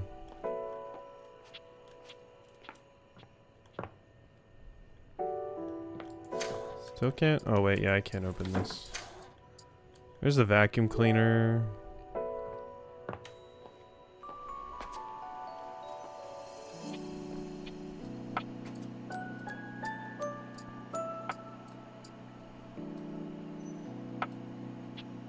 Okay, there's the freezer. I make noises when I bump into things, and I just like... Is the plunger different from the toilet? Is the toilet paper different? I'm gonna get a towel. It doesn't seem quite right. What you imagined you were aiming the date theaters at turned out to be... Me, Lucinda Lavish. Oh. Hi? The best character in the whole goddamn game. Okay.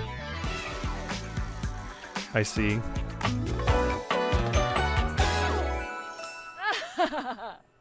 It looks like you're wearing a Shantae outfit. Oodles and Leafy are in. Same brain cell. Same neurons activated.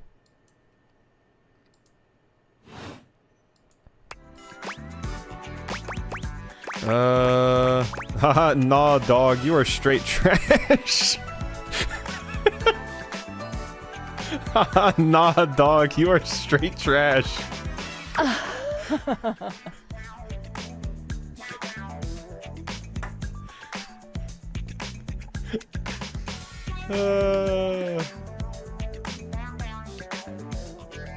She was a towel. No, I'm not. Watch this. Wait, what did I get? Did I get sass? Or was that charm? Did I get charm? What'd I get? I can just do that. Make you more charming. Oh, you did. You made me more charming. I'm charming enough. Got any more? You know it. But you'll have to earn it. Oh, okay. I can possibly do that? What do I have to do? Honestly, though, it's just because I adore that fantastic red shirt you're wearing. Because I made it. Yeah, I mean, you have a pretty cool fit. You bought the very expensive DLC. And I'm your reward. She's the voice actor of Ash Ketchum. I heard the Ash Ketchum VA was in here. So yeah, this is because I got the DLC. I didn't buy the DLC.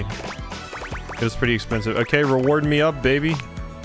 Your sacrifice to the endless money pit that is this game is not going unnoticed.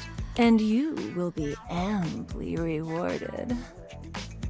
Alright, if Leafy and Oodles want to clip that moment and play it back for themselves later, feel free. Lucinda mashes together her ample bosom. Please don't. Leafy and Oodles can only do so much. All right, they can't take much more. Amply. Yep. Oh, hot mama, give me those bazoomies. No thanks, I'm full.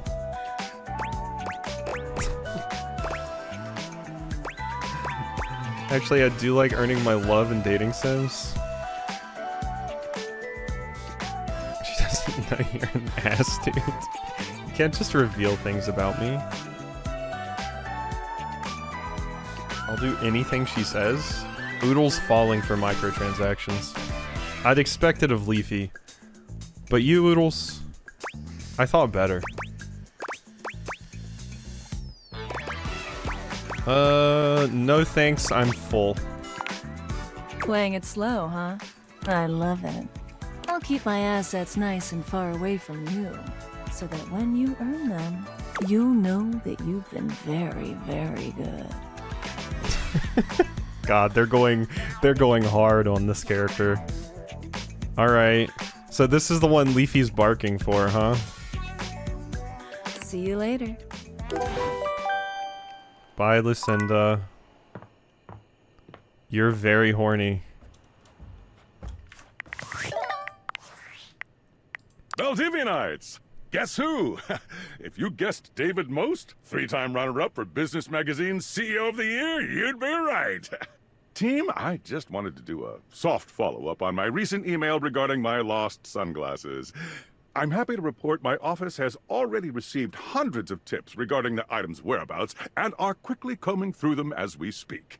However, I really must reiterate that the tip line is for verifiable leads only.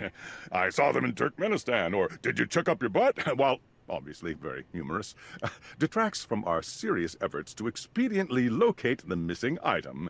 In that spirit of camaraderie, anyone who sends a false lead will be downsized on sight. Thank you for your ongoing support in this matter. Okay. Bye, David.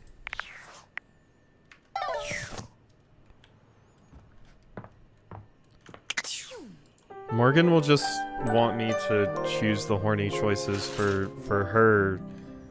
her preferred fuckable object. Is door hinge an object? No. So still nothing with Lux, huh? Hi. Okay, Lux is back. Wait, I thought you were suspended? I love you, Lux. I'm so glad you're back. Wait, I thought you were suspended. Yeah, for like, I don't know, like a day or so. Did you play some of the games Leafy plays? It happens all the time when you break terms and conditions or whatever. That was terrifying. I want my money back. Oh, but I have it. And I can just leave.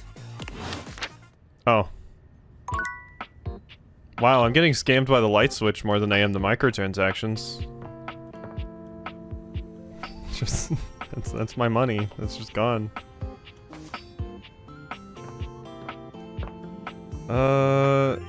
What about ceiling titty? Can I do ceiling titty?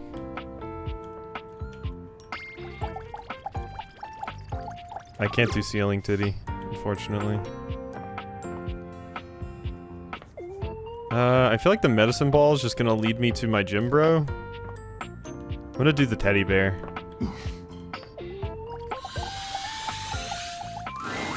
There's something so intensely familiar about the cuddly stranger standing in your closet. The combination of his massive stature and the soft materials he wears produces an almost irresistible urge to hug him. And the aura of safety he emanates certainly doesn't help. Well, well, well. Aren't you a sight for sore eyes? I would love you to read me a book. Yeah. I love the tag on your pants.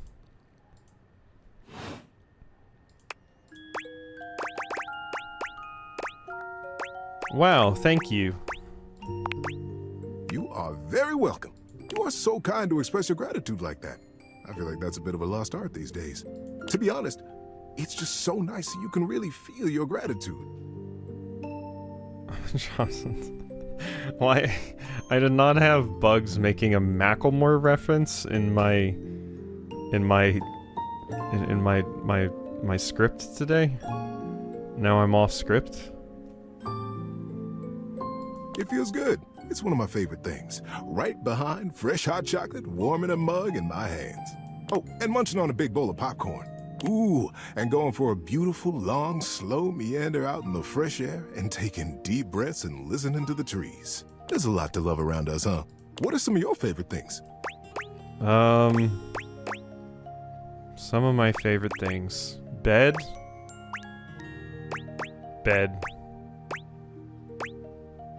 Hot chocolate's good. It's not my favorite though. Don't know. I haven't really thought about it. I find that thinking about the things I love makes my whole day that much better. I'll bet if you pondered it, you could come up with some real crackerjack stuff. Crackerjack. Hey, I'll even help you. I've got a great big collection of stories and advice to help you out. That must be a reason you came to see me today. Tell me, what brought you around to see me? First I gotta ask, is it weird that we're talking in a closet? Not at all. Not for me, anyway. Closets are some of my favorite rooms in a house. Get a good cozy blanket, a candle, and close that door and you've got a perfect little cocoon. A little nest of peace and safety. You're welcome to share mine. Or we can sit on the bed and talk. I'm comfortable in either place. And no matter where I am, I'll always be happy to be with you. Oh, Teddy loves us. I'll leave it up to you. Where should I go? You can stay in here. I don't need you out. I think bringing you into bed with me would be nice. How about on the dresser? You can stay in here. I don't need you out. No problemo. So now that we're all comfy, how about a good bit of wisdom? Very wholesome and cozy. Absolutely. Being that it's daylight out, I got some advice to give you. Get vitamin D? For me, it's advice in the daytime, stories at night. Want to hear some advice? Ooh, I gotta come at night. Yeah, sure. Got a nice punchy one for you today. Let me have it. Here's the wind-up. Learn how to throw a really good punch. Okay, take this. Hang on there. I'm not saying to go around punching everyone right this minute. Although, if you decide to take that boxing class, that's probably pretty good advice. But you'll learn to throw one. A solid one that comes from the hips. Yeah, I gotta waggle my hips before I throw. It'll make you stronger, make you feel powerful and more confident in yourself. And if you're anything like me, it makes you feel pretty darn cool too. When I'm feeling down, sometimes I just stand in the mirror and throw a few really good punches. And all of a sudden, I've got my swagger back. Yeah, punching bags are neat. Give it a try. I'll be cheering for you. Thanks, Teddy. Stay frosty. Thanks, Teddy. Yeah, Teddy's wholesome. Teddy's wholesome. Who just hold at me? I won't lie, out of the potential characters so far, honestly, the Globe, Lux, and the makeup Barry are pretty good. They're pretty good. The curtains are cool too. Curtain rod. They're cool too. So do I have anything to give you? Hello again, my love. Got any traveler stories for me? Yeah, actually I spoke with someone. Really? Then go on then. Let's hear it. You sure Keys is from somewhere in Africa? Jean-Lou's a rapper? Yeah, let's talk about Jacques Pirot. Oh, I've always wondered where Jacques was from. Wondering about me without my permission, eh? Oh, I'm sorry. I am from the sea. My mother was a gale, and my father a column of thunder. Oh! But where were you assembled? Pegwell Bay, just east of Ramsgate. Is that where you got your peg leg? Oh, well, I got this peg leg from a fierce battle with the seven-headed hydra known as Penelope. Sounds frightening. Yeah, I wonder. And I know more about that ocean than your painted swells can ever tell. Oh yeah? Try to out-ocean fact me. Well, when a sailor scrubs the deck of a ship at sea, the goal is to scrub the salt water deeper into the wood, because it prevents wood-eating bacteria from growing. Interesting. I do all the scrubbing myself, as my own crew seems to be on permanent bloody holiday. Okay, fair enough. Didn't know that. Most of my ocean facts are about how cold and murdery it is. Ooh, I like cold and murdery. And also how water in our bay is totally toxic for a long time because we dumped like 500 years of sewage into it. Whoops. Aye, sewage. The true scourge of the seas. Anyways, that's great. Got it all written down. Did you have any more? Quasi is oodles coded? Wait, how am I oodles coded? Really? Then go on then. Let's hear it. Go on then. Dorian is from England. Gotta be all cold and murdery. That's lovely. What's all this then? Oh, that's one of the things they say over there. What's all this then? Rubbish. Oh, keep going. You having a laugh?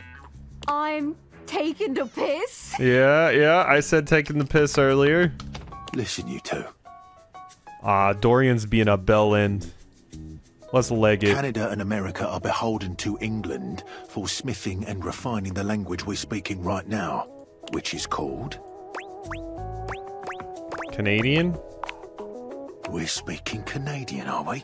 Did you take Canadian classes in primary school? Did you watch anime with Canadian subtitles? Maybe I did. Don't think so. Did we learn anything from that? I do like getting under his door frame just a little though. Always worth a giggle. Anyways, that's great. Got it all written down. Did you have any more? Yeah, let's annoy Binstar. That's great. Really? Then go on then. Let's hear it. Pretty sure Keys is from somewhere in Africa. That's far. Darling, allow me to tell you about my homeland, Nigeria. As is my duty as a performer, I have brought only the most incredible and spine-tingling facts spoken to you in a most arresting manner. Keys is great as well. Shapa Wadi is the highest point in Nigeria, standing at 2,419 meters. Also, Nigeria is the only place in the world where you can find the Anambra waxel bird, a member of the Estrelid finch family. And before you think that you can find this fearless flyer all over Nigeria, think again. Oh! It is only found in southern Nigeria. Wow! Is that all? I have one more fact, extremely rare and terribly secret.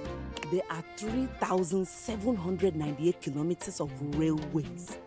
293 kilometers of them are 1.435 meters standard gauge.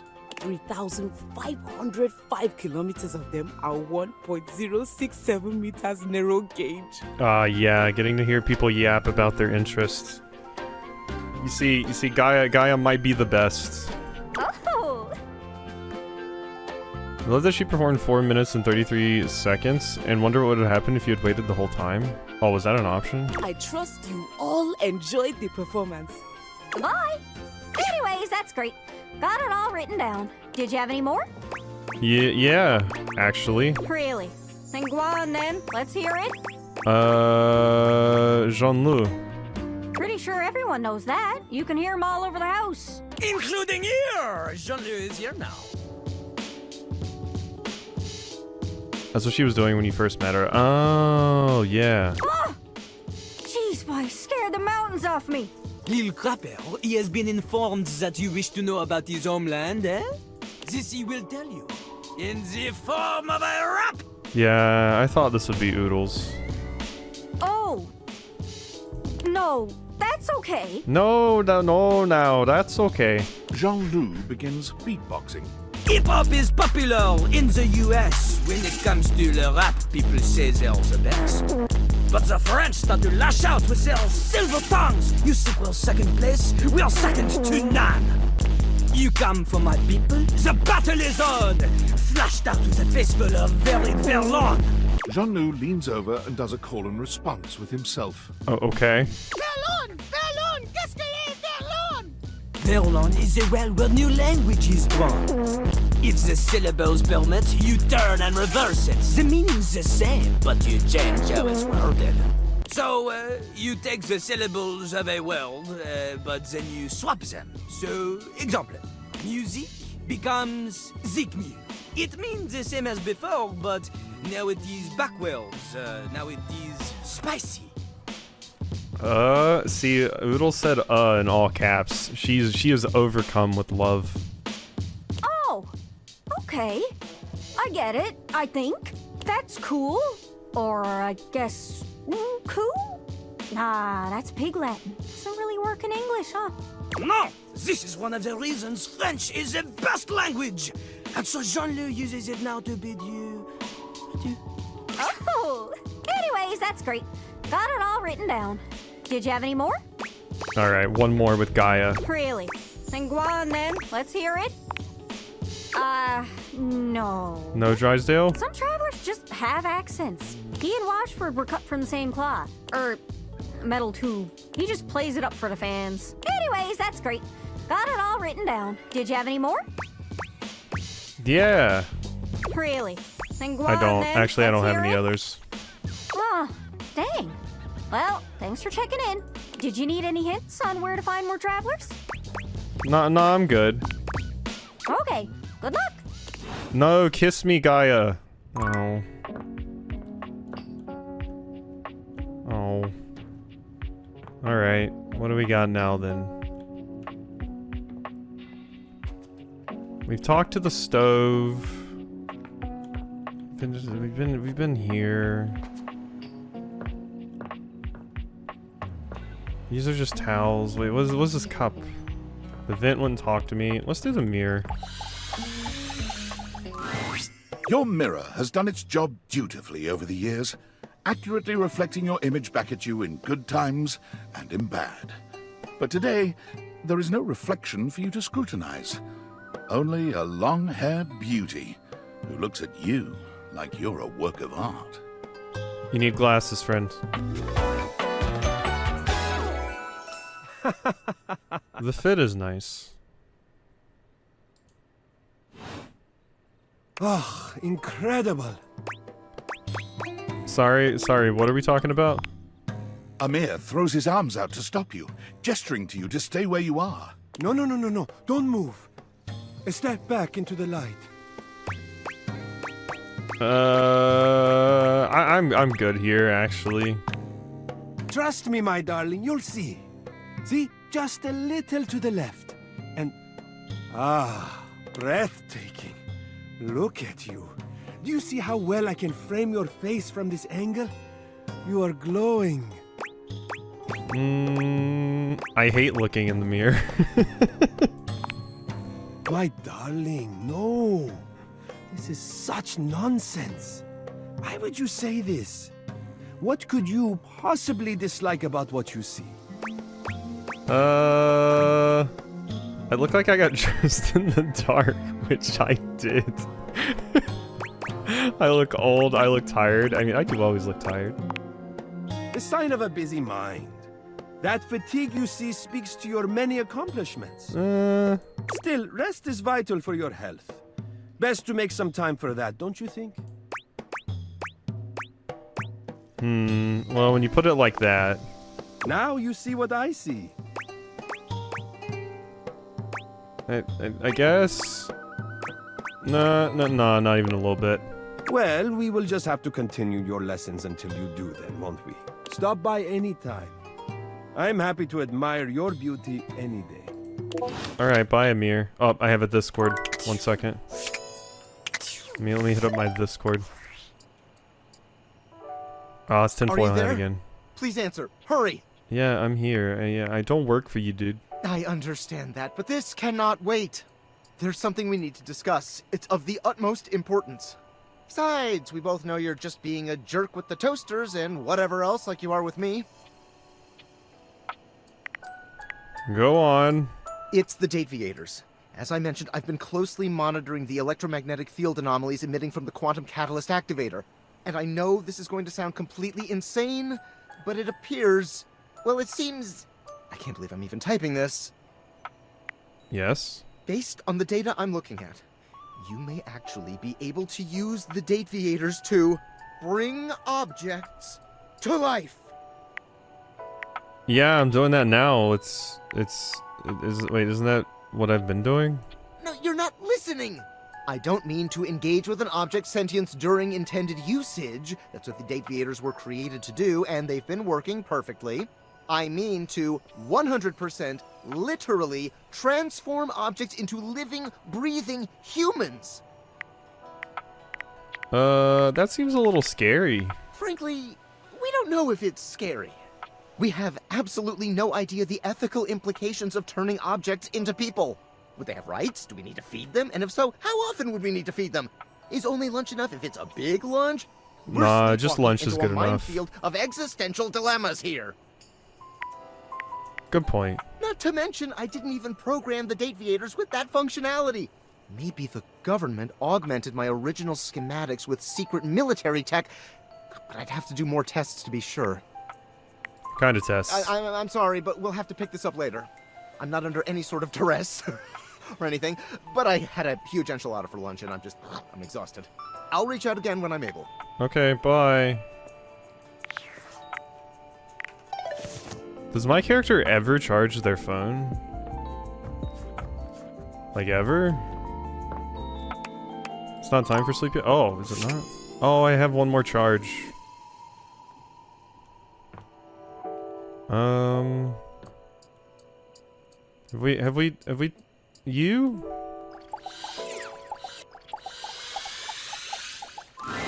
Hello there, stranger. I'm Dina the Dresser. Need a helping hand? I charge my phone. We already talked to Teddy today. Is that it? That's it. Okay. Okay. Nah, you get advice if you talk to Teddy in the daytime and you get stories at night. I do want to hear a story, but... Wait, the towel elephant.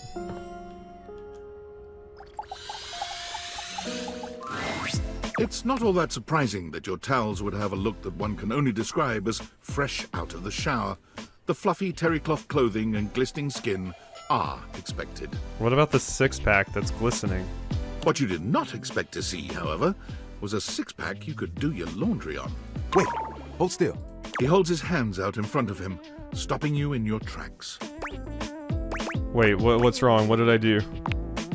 You didn't do anything. He backs away from you, slowly and carefully. Just don't move. Ooh, there's some water on the floor. Let me get that before you slip and fall. He bends down to mop up a tiny puddle, standing back up with a grin. This one is another Oodles barking like mad. Yeah, I can see it. There, all good. That was a close one. Some might say that I saved your life. Hey! Did you see that dude? Are you talking to me? Tyrell shifts uncomfortably, seeming to address someone you can't see. Ah, come on, man. I know I'm bombing. He gives you a sheepish little smile. Don't mind me. Just talking to my... Towel buddy? No, faster. Like Towel Buddy. Well, it's whatever I fold it up to be. But today, it's a swan. He holds out a small yeah, it swan-shaped wasn't an towel elephant. for your inspection. It's quite charming. I can get a Yeah, bit look at his bored is little all. eyes. Yeah. You and Tyrell look at each other, neither of you speaking. The silence is long and awkward. Come here often? Not often enough, honestly. Yeah, that's an odd question to ask. I'm coming off a bit dry, aren't I? You just seem nervous. I seem that way because I am. Can I just start again? He extends his hand to you, and when you take it, he gives it a firm, confident shake. I'm Tyrell. If you got a spill, call me and chill. Did you think of that all on your own? It's just something I'm workshopping. Ugh, I'm trying too hard. I tend to do that. Spills happen every day. No big thing. But the hard part is getting dry. For the big jobs, I work with Washford and Drysdale. But I work pretty independently, you know? I can make a bit of a mess. I'm here regardless. I'm pretty dependable. It takes someone of strong woven integrity to be as reliable as me, you know? I like how your hair looks like a folded towel. Surely you have bigger aspirations. Oh, like you have bigger ones? What do you want? To be the best customer service rep who ever lived. I just threw up in my mouth. Travel the world, need all the good stuff, but have it all free. You can get through next Tuesday. Yeah, this one. Honestly, that sounds like a pretty damn huge aspiration. I know, right? There are things I want to do, but my job is important, you know? Those spills ain't gonna unspill themselves, and I won't be spilling things to you until I get to know you better. So, let's make a deal. Next time you see me, I'll show you something cool, and maybe I'll tell you a bit about myself. I'll show you an idea I have. Okay. We can do that. No rug. Can't bang the rug. What about the toolbox? We haven't talked to Chair in a bit. Or stairs, not Chair. Book. Book. We all know who Book's gonna be. There's Morgan's lever. Handle? Is this just a handle? Is this stranger your junk drawer, or the physical embodiment of clutter? He's absolutely covered in odds and ends. Receipts, CDs, rubber bands. Even his messy black hair sports a light bulb, a pencil, and a pen. Wait, I inspected the handle. Is this office supplies? Is this your wood, Oodles? When he catches you looking at him, he startles, leaping back with an undignified yelp. Okay, this is Oodles wood. Okay, I see. Whoa, Nelly! Yeah, no, that sounds like an Oodles wood, yeah. Whoa, Wolf! Cheese and crackers, you startled me. Hey, next time you open a guy, knock or something first, huh? I'm not used to so much light. Besides, sudden jerky movements like that risk disorganizing my collection. Collection of what? Oh, yes. Of course. Sorry. Been a while since I've had a guest. Welcome to Jerry's Junk Drawer, the finest collection of curated treasures I don't in like the all of the doll house. head. Feast your eyes upon knickknacks and gewgaws from parts unknown. Don't like that. Is this like? Okay, this is just a USB. For a second, I thought it was one of the old what is it? A hard drive pin connector? A receipt? A chain? Mixtape? Is that a rusty nail? Oh, that's the question though, isn't it? Where did this nail come from? What picture frames did it hold? Is that really rust, or is it actually some sort of newfangled orange snack coating? God, Oodles and Leafy's woods line up a lot. Jerry lifts the nail to his lips, giving it a test lick. Nope, it's rust. Tetanusy. So, what do you think? Sorry, but I'm still not sure I understand what kind of collection this is. Why, it's a collection of lost things. Each one forgotten by the world. Each one a story. This button, for instance. Perhaps it was left behind as a clue from one lover to another. A modern-day Cinderella slipper. Take me with you, it says. And know that once you find the collar that matches this tragic button, you have found your love again. Pretty sure that's a button that fell off my pants. I meant to sew it back on months ago. And this mysterious strip of papyrus. Perhaps a missive from an ancient land. Perhaps a treasure map. Oh, the wonders we could glean if only we could decipher these symbols of black and white bars. Yeah, that's a receipt. Oh, that's for that win. I was supposed to file that as a tax write-off. Don't worry, I did. Or I will, once I get around to it. Seems kind of cramped in here. Yeah, I guess so. But it's not so bad. You just need to know the right way to tilt your bones to work around it. It's like a game of limbo. But, you know, forever. Well, as long as it makes you happy.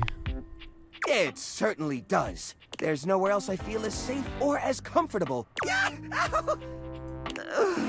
Just stepped on a thumbtack. Yeah, someone wants to peg this character. It's not me, though. Seems great. Oh, right. I'm so silly. You're a guest after all. Let me give you the grand tour. On the left, we have a lovely spread of exactly 2 cards from a standard 52-card deck. Now, the average viewer might say, Jerry, it's only 2 cards, just throw them away. But connoisseurs like you and me know better, don't we? After all, the last laugh will be ours when we find the rest of the deck and save ourselves the cool $3 it would have taken to buy a new one. That's 300 pennies, my friend. Is a deck of cards even $3? As a side note, we will be seeing quite a few pennies later on the loose change section of the tour. One of which might be one of those valuable misprint pennies. I still haven't gotten around to checking. Coming up on your right are a series of mystery bolts that probably attach to something in the house. Just past those is a single rubber band. Could be useful. Oh, and look! Now this is a dead fly. Incredibly well preserved. Ooh, look over here. You'll love this. This here is an antique wire from some old electronic from the early 2000s. Ooh. Now, I haven't the faintest idea which electronic it's from, but just imagine it. One day you're setting up an old computer, you know, like you're always doing, and you realize you don't have this special doodad wire. I mean, I do have a good amount of wires, but I do normally try to throw out the old ones. What if it turns out to be a rare part? What if it's super valuable?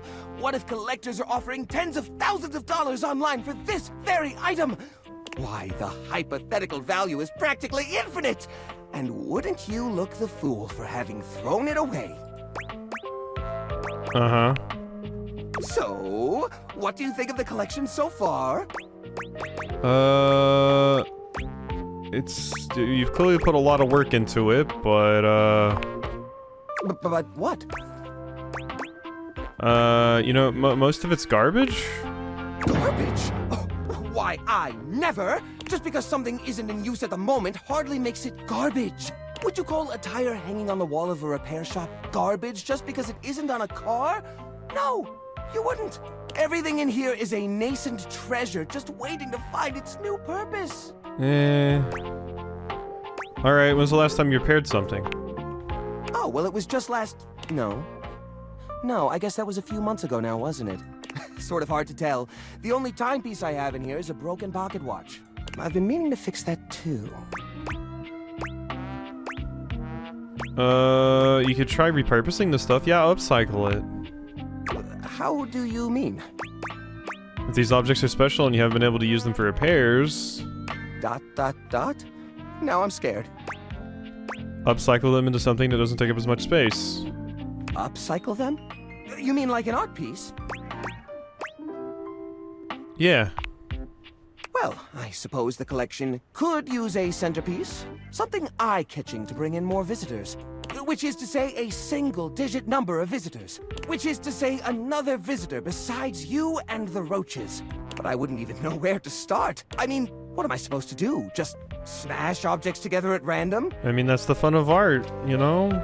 I can't imagine Pierre the paperclip and Claude the so old he's gray and unusable now eraser getting along. They're so different. This junk isn't talking, even with the Dateviators on. Could you combine objects with similar personalities? I guess that could work.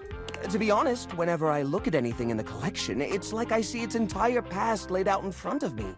That's one of the reasons it's so hard to give things up, you know? Every object has a memory, and that memory is like a part of my body. They all have their own vibes and textures and feelings. Mixing them together is hard. They've all got such strong individual identities. You know, this wouldn't be a problem if we just tossed them. I knew it! You're not here to help me! You're just trying to trick me into cleaning up like everyone else! Well, I tried being diplomatic. Alright, give me those. They're going in the garbage. No! You can't! Please, at least let me pick what I want to get rid of. I'll clean this place up, I swear! Just don't throw away all my memories for nothing. I couldn't bear it. Alright, as long as you promise to clean, this place better be spotless. Oh, thank goodness. It'll take some time, though. This process is delicate. I won't be done until tomorrow, at the earliest. Yeah, don't worry. I'm not rushing back to see you, Jerry. You don't gotta worry about that.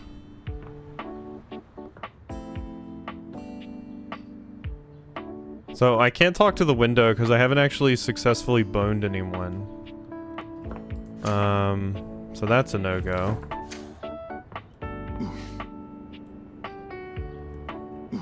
It's the water heater.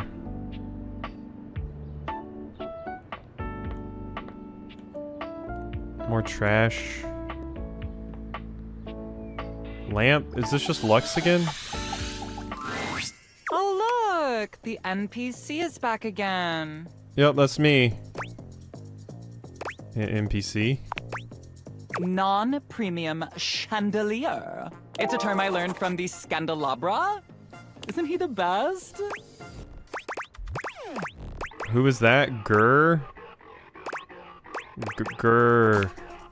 Anyway, why are you here? I want to know if you could help me with my brand. I just forgot what a waste of space you are. Just saying hi to my friend. I want to know if you could help me with my brand. Okay, I can think of 2 ways to help make you better. I can share my daily routine with you. It is literally amazing. Or I can grant you exclusive access to my services. They're literally amazing. Wait, we've been through this before. Both options are literally amazing. What's your daily routine? So, I get up every morning at 2:30 a.m. First thing I do is a cold plunge, followed by a cup of puke water. Oh, cool. I've heard of that. Oh, no. This is like super exclusive. You've never heard of it. It's water, but with bear turds in it.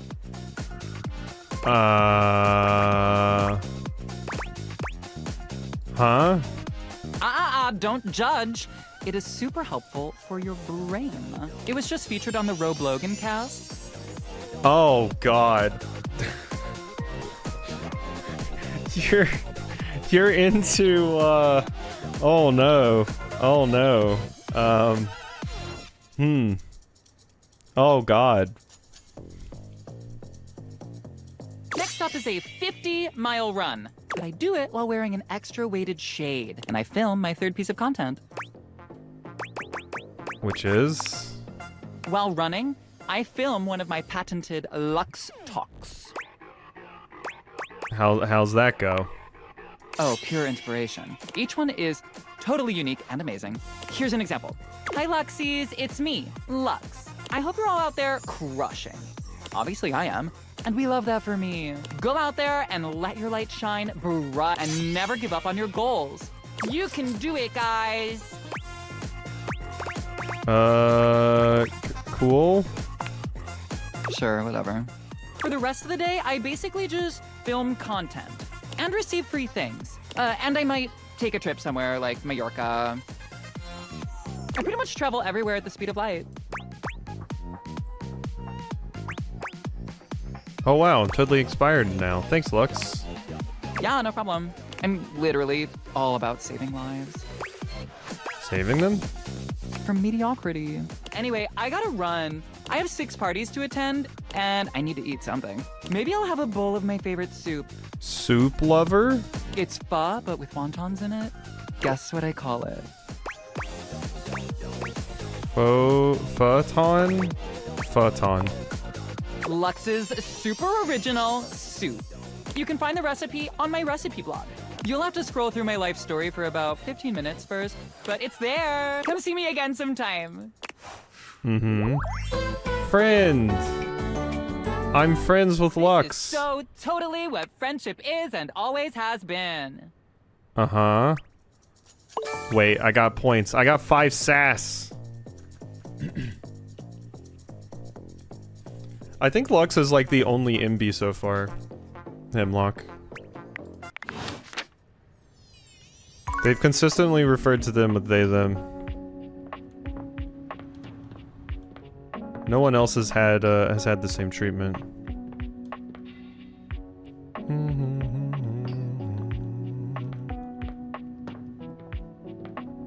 There's a couple. I was hoping there would be.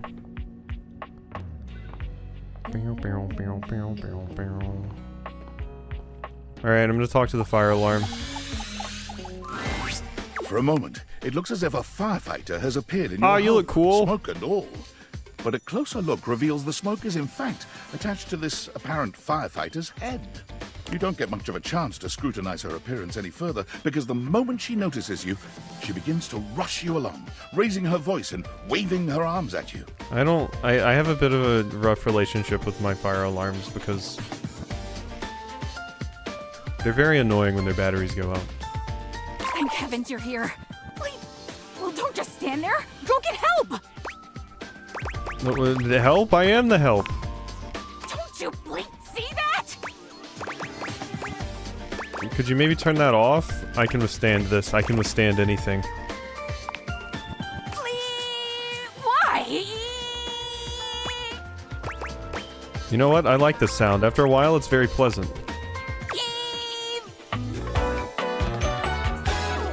I like your fit, and I like your hair.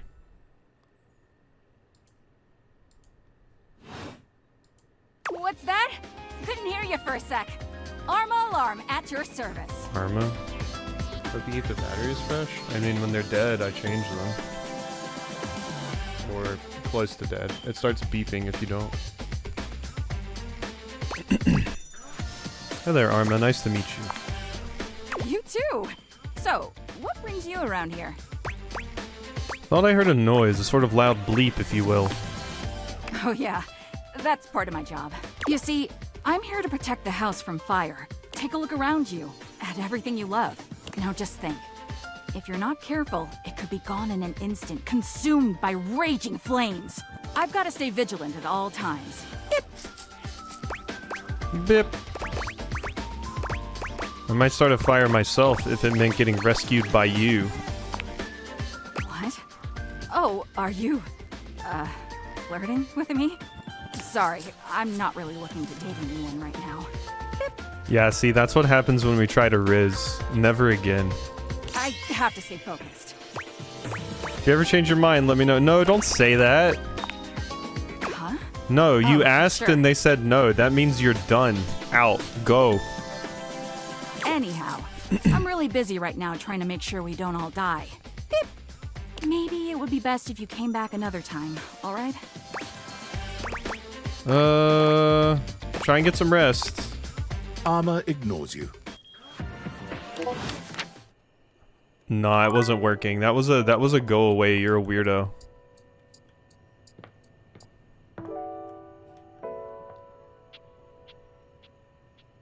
More Lux. I'll do Cardboard Chan. As you take in the sight of the adventurer standing before you, it's hard not to feel like you've stepped into one of those old adventure serials from decades gone by. I like the Surge Protector. Even though she's decked out in cardboard and masking tape, She looks like she's ready for anything. An extension cable whip wound around her arm and a daring grin on her pretty face. Oh, for God's sake, you're finally here! That's a voice I recognize. I was beginning to wonder and worry, and then I thought, gee, I guess I'll just have to go ahead and do it myself. But that probably wouldn't have been such a bad thing, because let's face it, I mean, you punch fascists, so you're pretty cool. I'm exemplary. But you're here now, so let's get cracking. I assume you brought your tools and knowledge and probably a snack of some sort? Hello, popcorn? Hello. Oh, yes, yes, yes! Well said. Excellent point. Introductions, trite as they may be at times, are a great place to start. The adventurer strikes an impressive pose, positively radiating confidence and daring. I am Bo. I am the soul, the spirit, the animating animus of boxes and storage containers in this house. This most special of houses, where it is my great privilege and my great destiny to reside. Yeah, you're a dork. You're cool.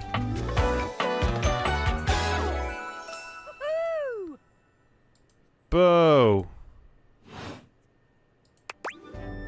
You're saying my house is special? You kind of look like you're about to go on safari. Ah, indeed I am. I am about to embark on a great quest. That's what I do after all. I quest. I am an adventurer. I am a great explorer.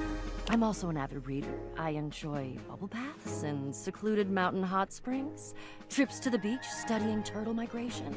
Okay, reading, bubble baths, and secluded mountain hot springs, that's good. Anything involving the words ancient, sacred, statue, gem, or priceless piece of history. Wink. Did you just wink while you were winking? I did. I find it useful sometimes to tell people what I'm doing as I'm doing it. That way I can be more sure that they're getting a complete picture of my personality. Okay, that'll lead to some interesting things if we do things. You keep saying we. Ah, forgive me. I understand now. I have introduced myself, and then I just got so darned excited my mouth ran right away with me, and I didn't give you a chance to introduce yourself. Not that you need to, of course. I know who you are, but go ahead. You must really think I'm someone important. I know that you are the... well... Bo takes her hat off for a moment, holding it over her heart. She bows her head, just a little. It is my great honor, my passion, my destiny to have the opportunity to follow my path.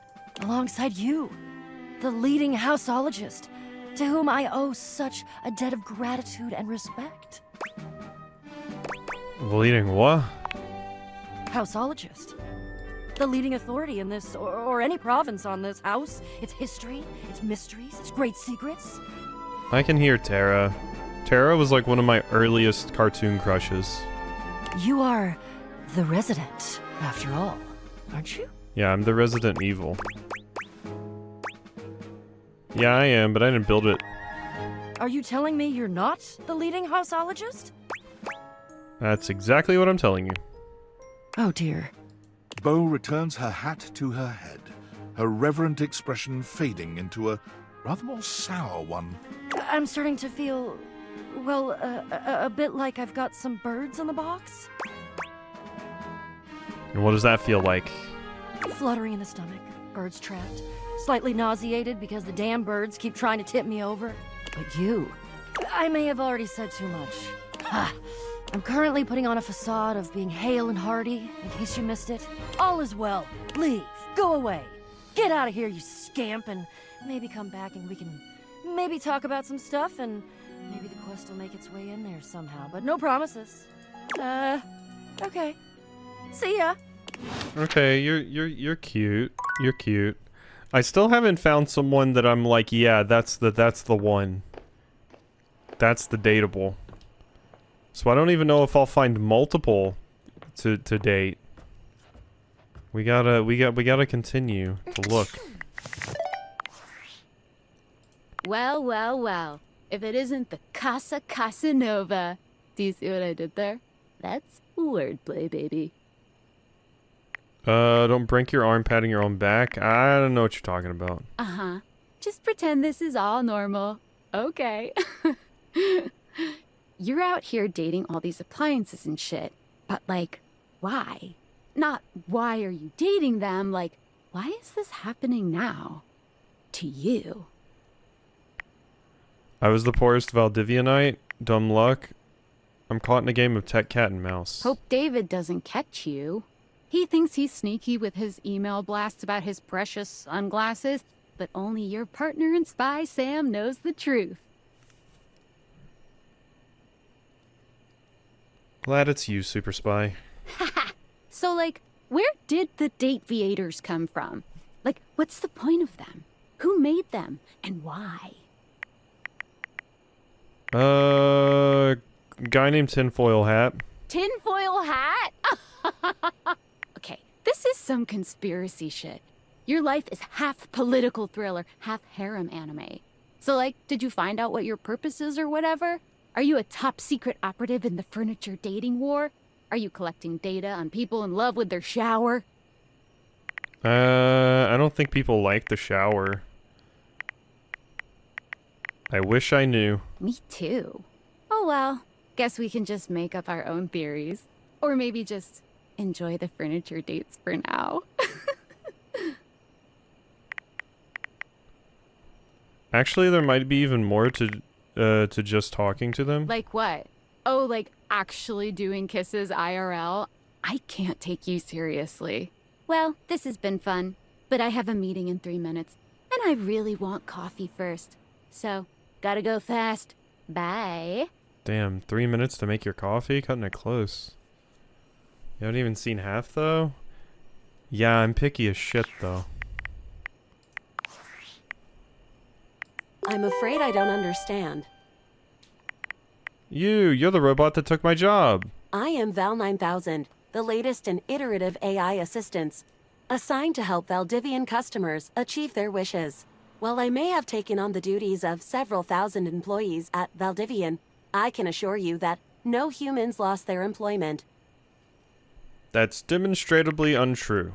I heard you use our voice function to call me.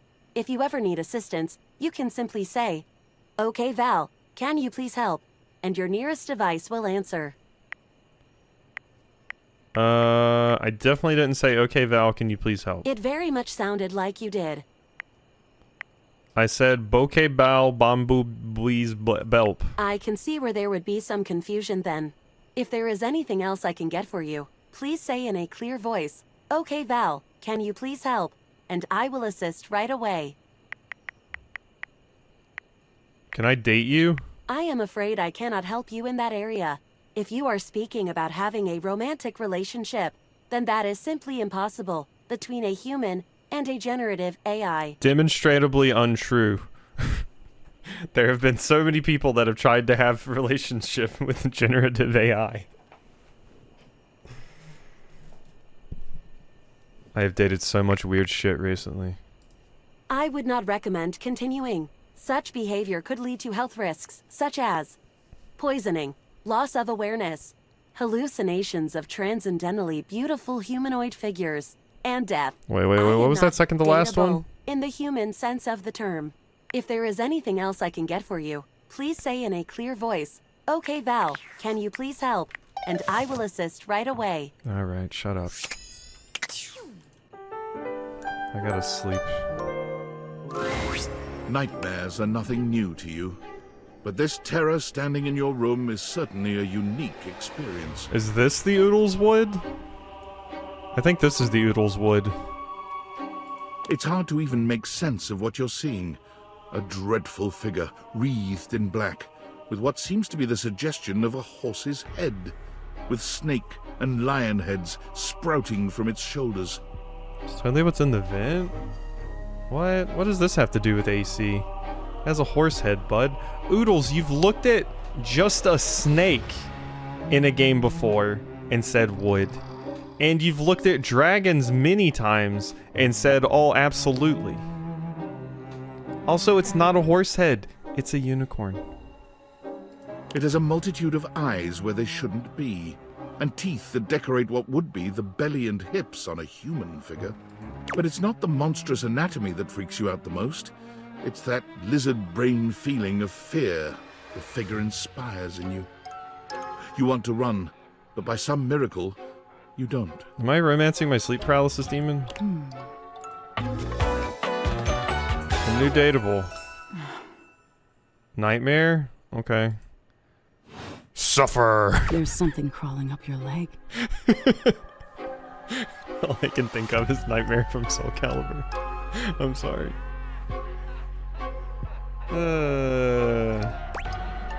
What? No, you can't do that to me because I like have legitimate trauma due to that. I have like legitimate issues with the feeling of a bug crawling on my leg. Don't you feel it? You know it's there. A fly, maybe. Or something else. Something a little more malevolent. A little more vicious. Quit it. Crawling up your leg.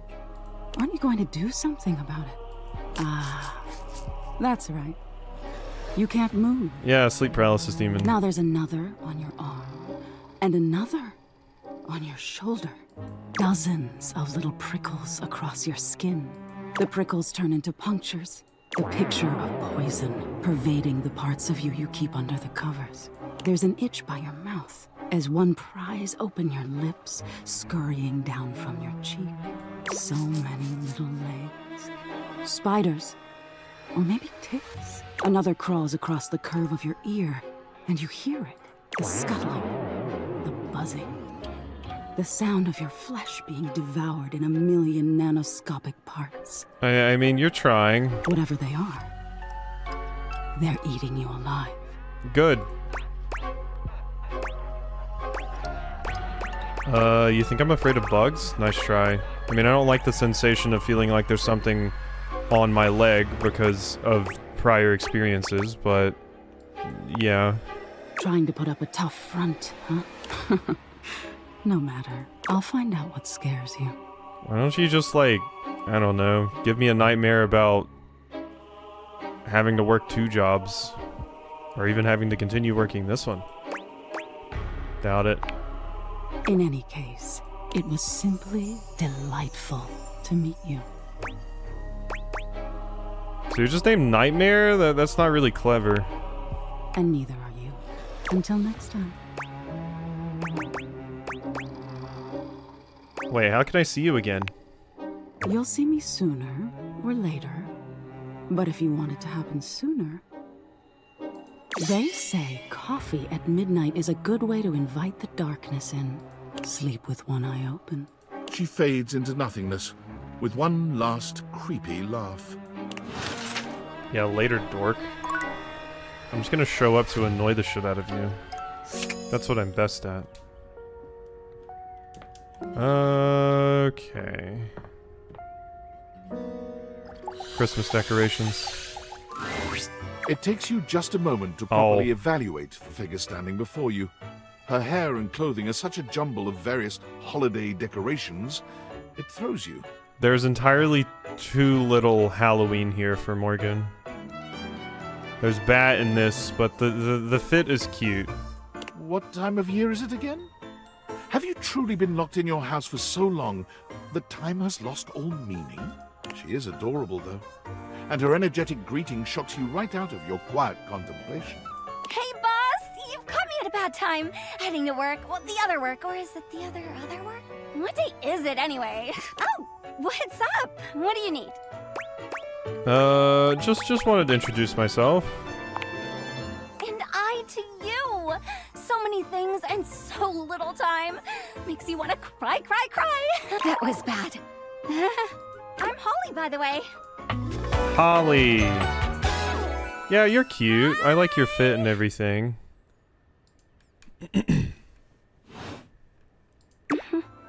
Oh, and who are you? Did you already say? Sorry. In a little rush for the dish dash. Rat race, all that. I'm Quasi. Oh, I've heard about you. That is such a funny name. Mm-hmm. That sounds foreboding. What have you heard? Just some tidbits. Anywho, I'm so sorry, but I'm already running late. Love to chat more, though. I'm working a double, then open and closing tomorrow, but swing by first thing in the morning. Oh, you're busy. That's when I'm usually able to sleep. That work? Sure? Great. Okay, bye! Oh, the hearts with the sparklers. That was cute. Which sector's Rin from Catherine? The second best Catherine? Rin? Rin.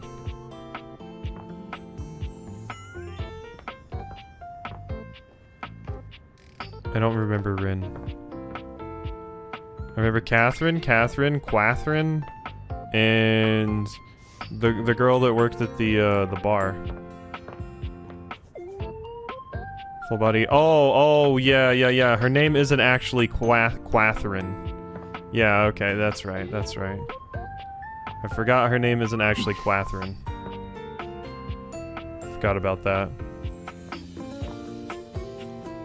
Let's talk to Grandma steps on a lot, or gets stepped on. Oh, dearie, you're back. I'm so glad you came.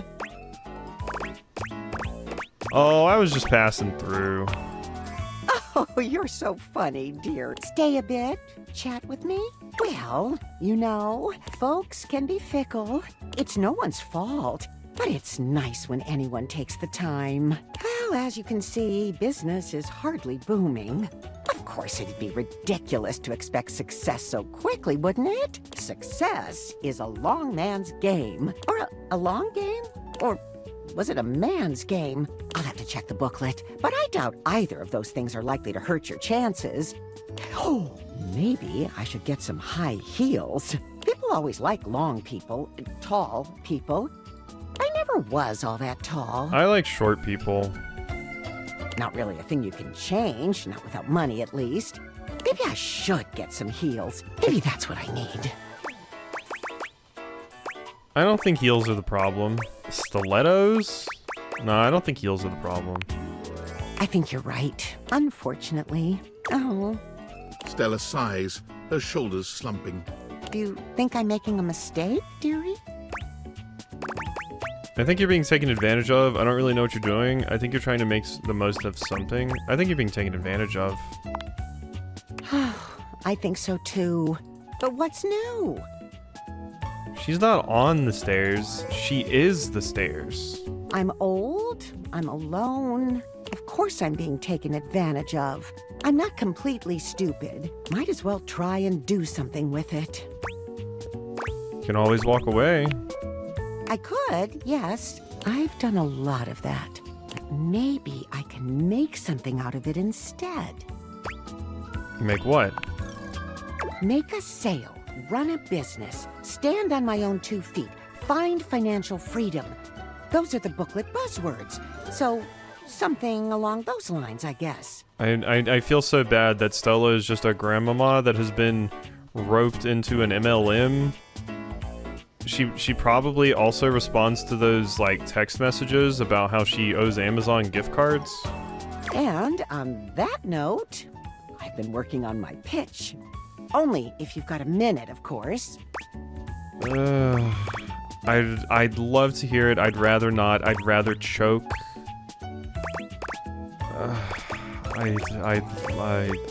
I'd hate to hear it, honestly, Stella. Sure, though. Marvelous. So, I think it goes something like, I'll enter from stage right, okay? So, just wait here. Stella walks off just out of sight. You can hear her giving herself a little pep talk. Okay, Stella, time to step up. Ready? You know, I ought to go, actually. Are you? Huzzah! Okay, I'm coming in 3, 2, 1, and action! Oh my, this is tricky, isn't it? Jeremy is very good at this. Makes it look much easier. Is everything okay? Stupendous! Just doing my breathing exercises. Uno momento. That's a theater thing, isn't it? Do people say that in theater? Oh God. Uno momento. Oh, fuck. I think that's just Spanish, Stella. Oh, dear. Now I'm racist.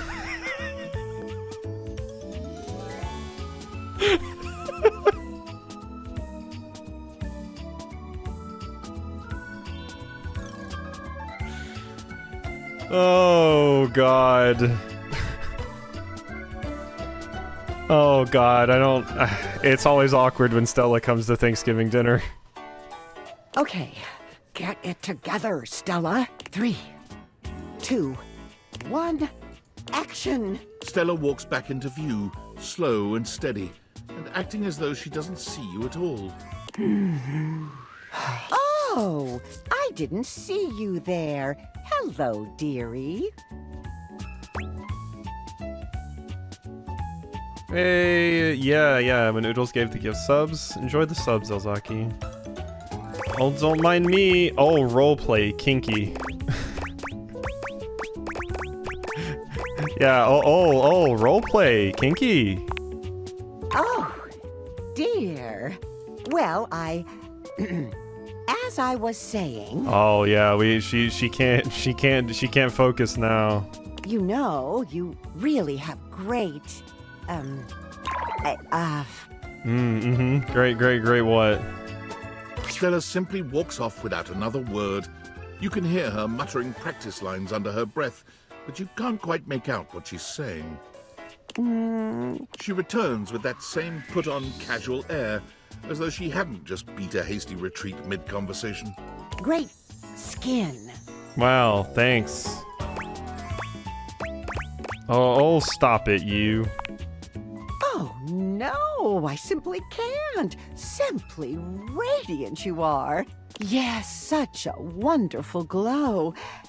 But you know what could make that great skin even greater?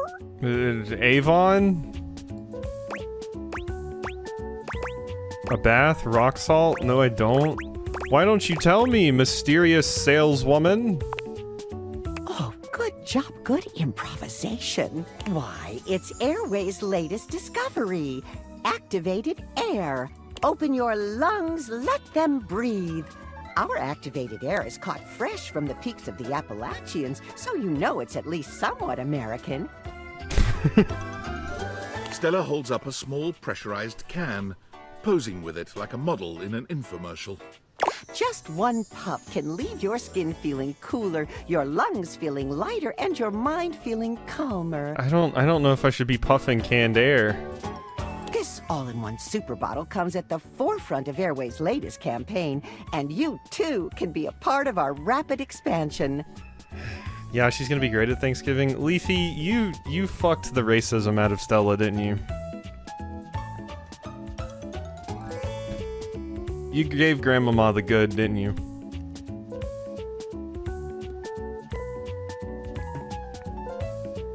Free your lungs, but also your life. Our Salesforce lieutenants have the opportunity to fight their way to financial freedom, and we're with you all the way. Rise the ranks and earn your place at Airway's luxurious premier retreats. Major corporal brigadier captains can earn cars, holidays, and even 2 to 3 bedroom condos. Please don't talk to me about the MLM. If you've ever wanted to stand on your own 2 feet, we're here to help you rise to the occasion. Speak to your local representative. What is the next? Oh, Stella, today. Activated air by Airway. Just breathe. God, it's painful. And scene. Stella takes the smallest of bows. Oh, you're in deep. Was it that bad?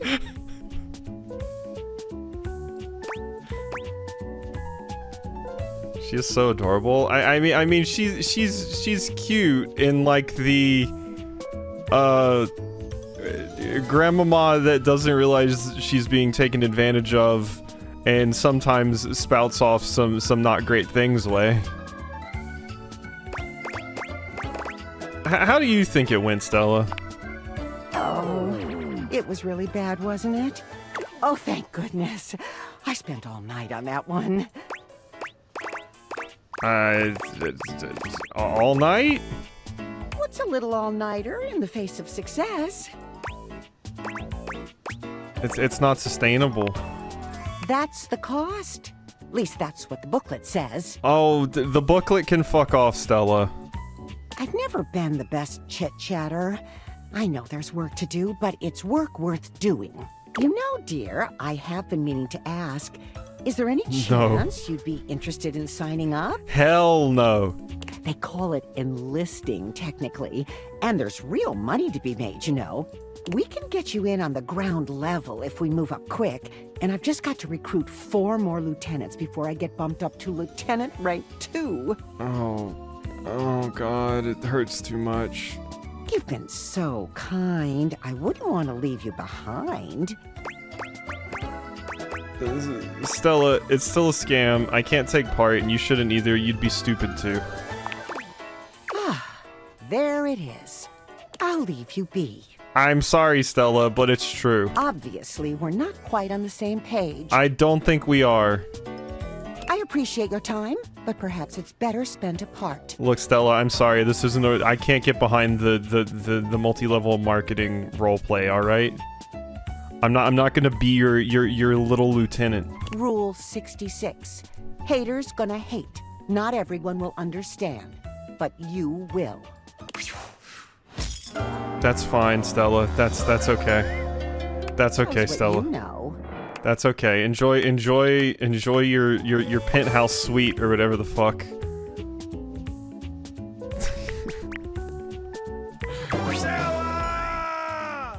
Oh, hi. Is this another Oodles?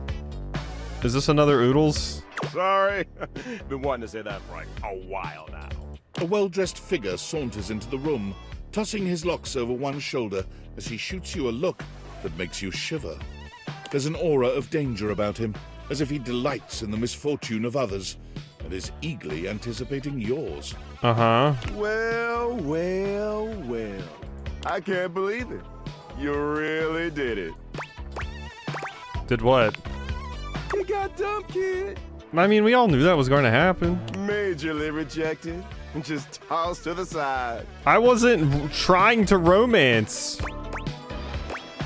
Thanks. You're so welcome. Who are you? What's your deal? Who are you and what's your deal? He places a hand on his hip, giving you a knowing look. I'm a hot topic. Surprised you haven't heard about me already. Yeah, I've been too busy trying to fix grannies. I'm Regina Rejection, but you can call me Reggie. I mean, I like the fit. Reggie's got a cute fit.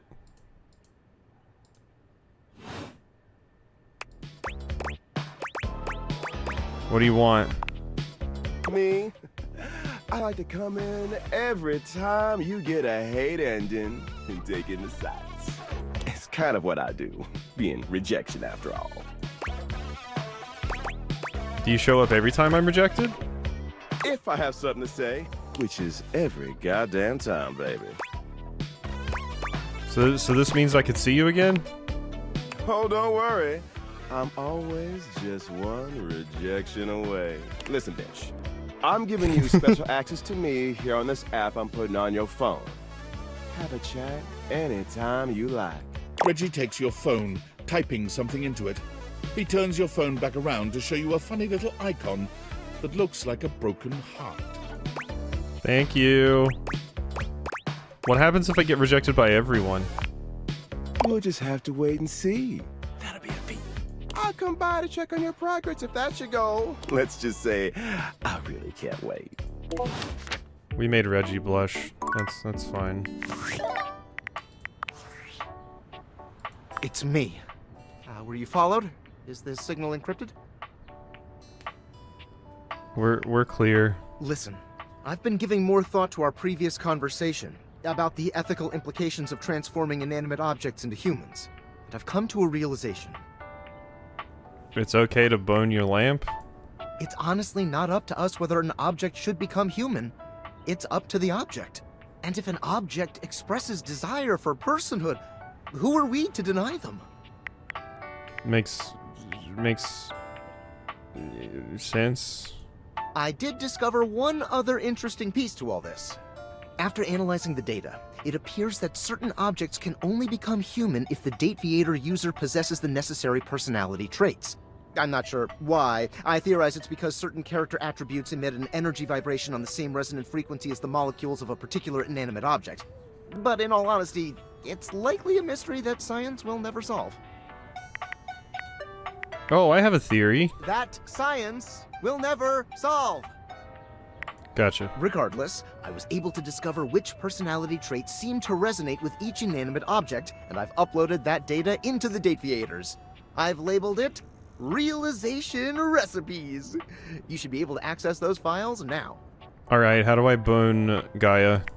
I'm so sorry, but there's no time. Valdivian's goons were closing in, so I was forced to flee to a country in South America to avoid detection. And my cell carrier's overseas data plan is very limited. Seriously? 10 megabytes a day? I can barely send a GIF, what a joke! Remember, check the Dateviators for the Realization Recipes. Alright. Bye-bye. Where's my realization recipes?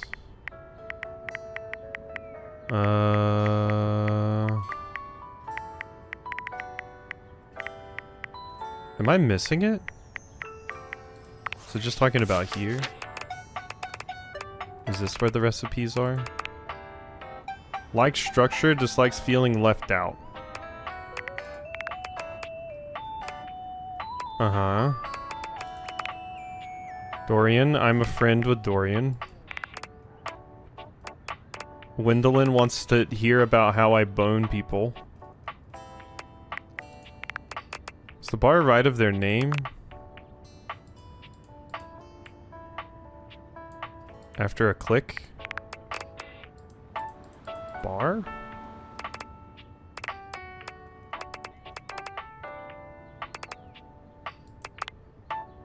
Oh, this one. There we go. Okay.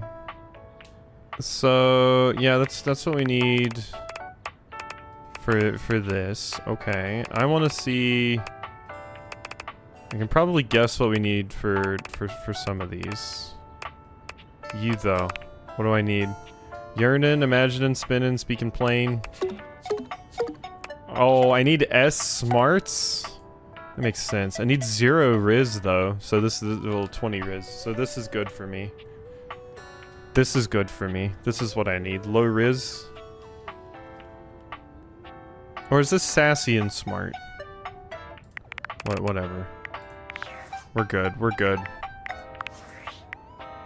Valdivianites, it's David Most, your beloved CEO, with an important question. What do the following items have in common? Cellophane, eyeglasses, and bottled water. If you guessed they're all 15% off today only on Valdivian.com, you'd be absolutely correct. But even more importantly, they're all transparent. As your leader, I value transparency above all else, especially when the board of directors changes the locks on my office. Message received, Ian. With that spirit in mind, I need to share some difficult news with you today. I have not been entirely candid regarding my lost sunglasses. Firstly, the lost item was thankfully not my sunglasses. My sunglasses were handcrafted in Italy by blind artisans, are inlaid with conflict diamonds, and are locked in my safety deposit box. No, the missing item in question is actually a Valdivian prototype.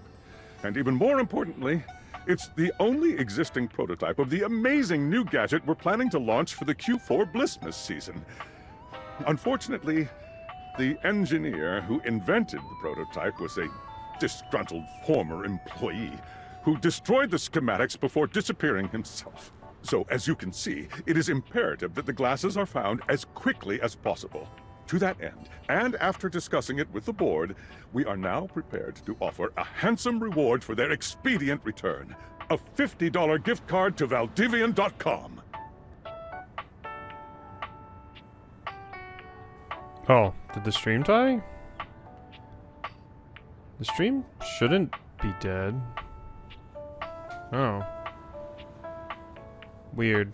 Okay. My internet never even went down. That must have been a weird Twitch thing. Yeah, my internet's fine. It doesn't even say I dropped frames or anything. It never even said I disconnected an OBS. Weird. Okay. That's a weird one.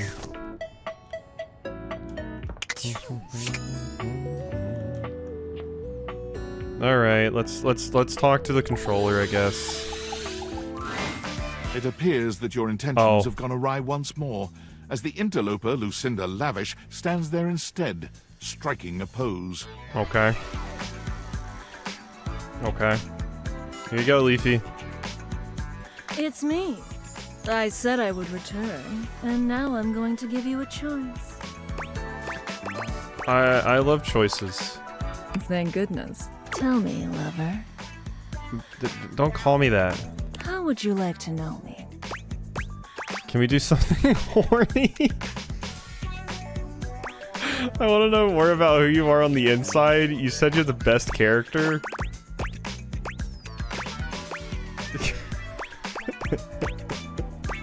Why does it just say, can we do something horny? You said you're the best character. I want to know more. Okay, here you go, Leafy. This is for you. Can we do something horny? Good choice. You bet your sweet bottom, baby. Because my secret is, I'm not actually Lucinda Lavish. I'm Lucinda Lascivious. Hi there, I'm Quasi. Not so loud. A little bit more gentle, yeah? Oh, sure. Sorry. I've got, let's say, a special circumstance. One that allows me to bend the rules.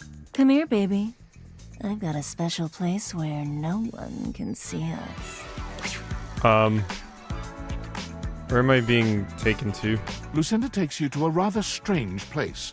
You can't quite make out where you are, but you are certain you are somewhere near your house. Am I in a sex dungeon? It could be that she's right. No one else can see you here. No one else who has any say, that is. Oh boy, let's get going.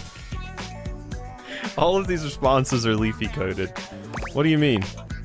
We could get into all sorts of trouble here. Horny trouble.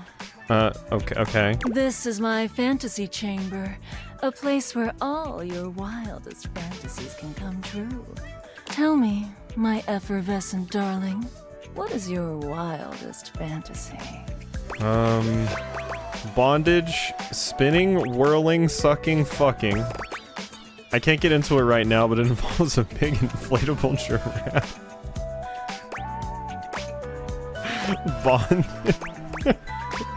Big inflatable giraffe? Big inflatable giraffe for spinning, whirling, sucking, and fucking.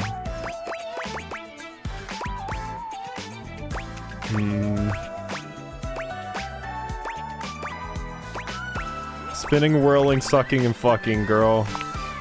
Oh, how poetic. I can't wait to do all those fantastic verbs with you. It's here and only here where we can do these things. My time here is limited, so I'll have to see you around when you least expect it. But next time, I think you know exactly what you want to pick. Okay. Goodbye. Alright, Leafy, I hope you enjoyed. Never say I didn't do anything for you. Let's see what's on DVD Chan. The game console turns on. Team 17. Never mind, it's a game. Sassy Chap Games. Moon Surgeons. Resurgence. This has to be the most immersive video game you've ever played. Your in-game companion is an absolute stunner. But she doesn't leave you much time to take in the sight of her. I like your design. She waves you forward, looking around as though she expects an attack to come at any moment. You're here. I didn't think you'd make it back.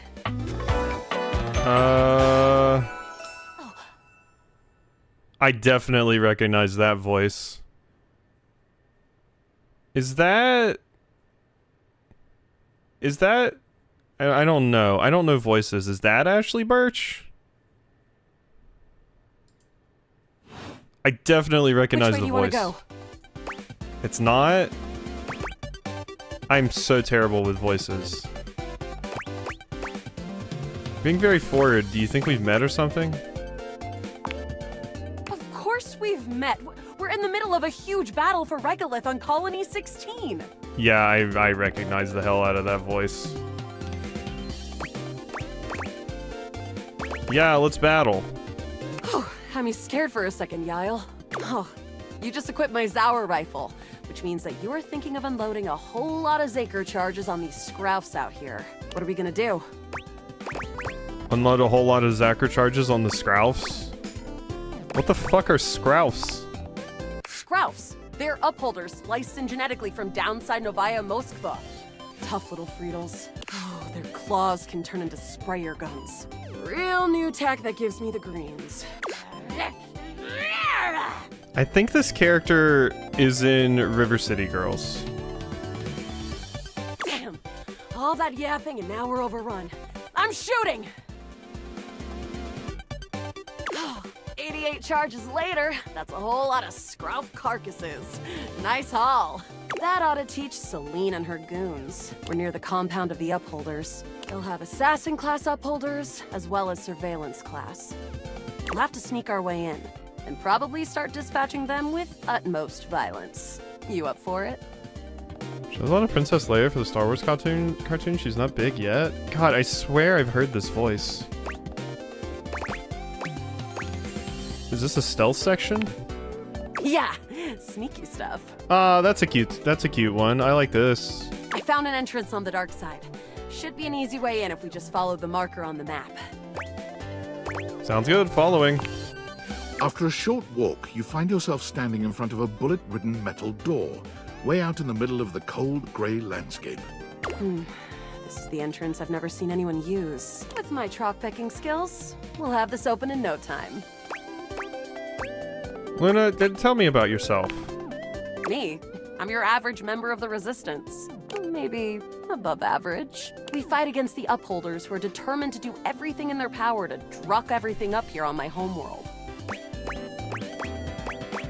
And who am I to you? You? I always thought of you as a companion. Someone who followed me around and gave me advice. Cute, but expendable. Cute but expendable. That's how I love my partners to talk to me. Perfect. Luna picks the lock, allowing you to peer inside. You can see hallways filled with shining electronic doors off into the distance. Here we go. Upholder Central inside.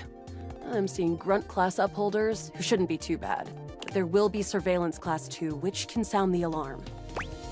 Sounds dangerous. It is. Very. How do you suggest we do this? Try to date one of the guards. Dating? Why would you do that? Well, sometimes you meet things on your adventure and start to have feelings for them. Do you have feelings for me? Too early to tell? Interesting. See, I'm more familiar with reloading, looting, and corridors personally, but we can try this dating. Luna strides boldly up to a nearby grunt. Hey, Grunt! Want a date? What? You, me, go out and watch a flick. Drive around Hana Town, eat spaghetti in Clarkton. You are a cute one. From the grunt's pocket, a voice barks loudly. Grunt, what are you doing? Get her! I like to think the VA is doing all of these voices. Ah, bits, we've got company. Except for the smitten grunt upholder, who to this day still holds a candle for Luna, the hallways are swarmed with guards. Cease! Cease! Cease! Plasma Drites! The battle rages through the halls as you and Luna drop guard after guard. There you are. Yeah, no, this VA's killing it. Oh no. I can't see them. I can't move. You can't quite tell what's happening, but a vast laser peeks from around a corner and engulfs Luna's stiffened form. I think that's who I thought this VA was. I think I thought it was the same VA for Shion in Tales of Arise and Mint in Hi-Fi Rush.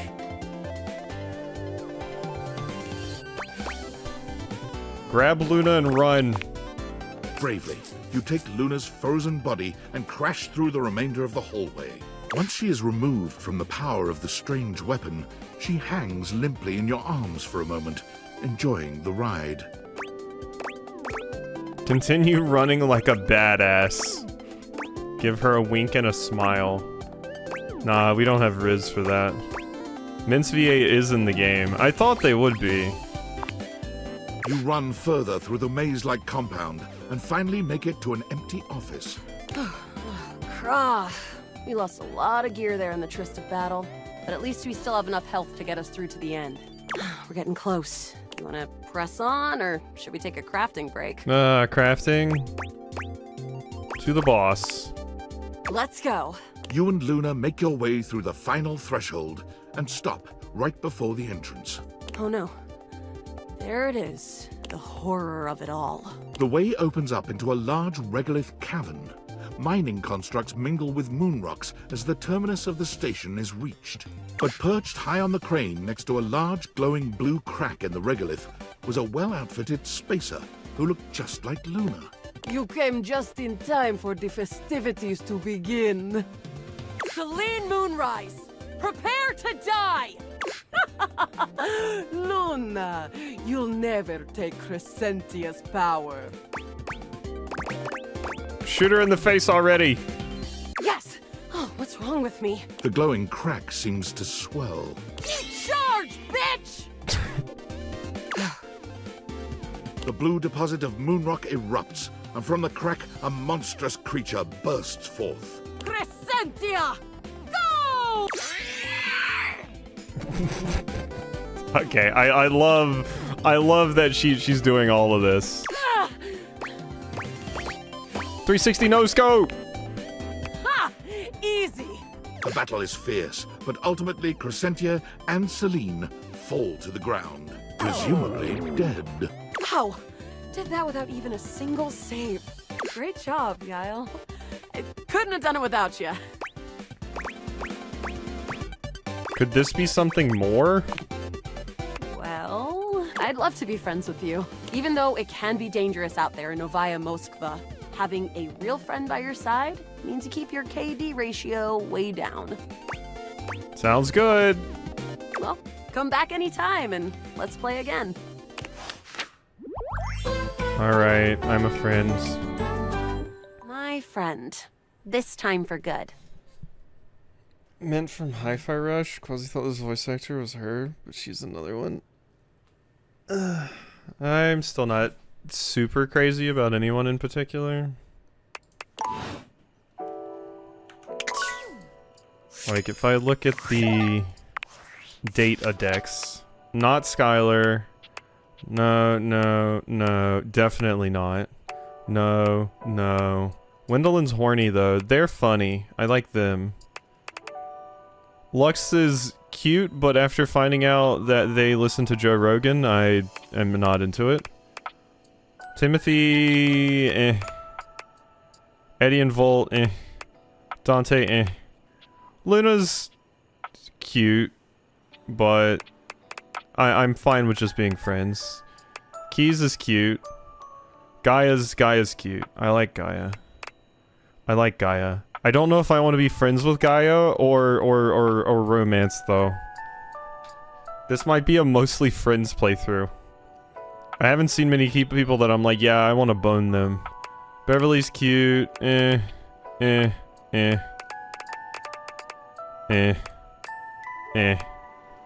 Definitely Bathsheba was the one that likes money. Barry is cute. I do like Barry. Tyrell, Jerry, definitely not. Lyric is cute. Chance, Maggie.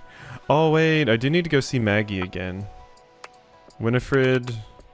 Arma's kinda cute. Betty is kinda cute. Diana. Teddy. Washford, no. No. You're cute. You're pretty cute too, but I don't know a lot about your character yet. No. Possibly. No.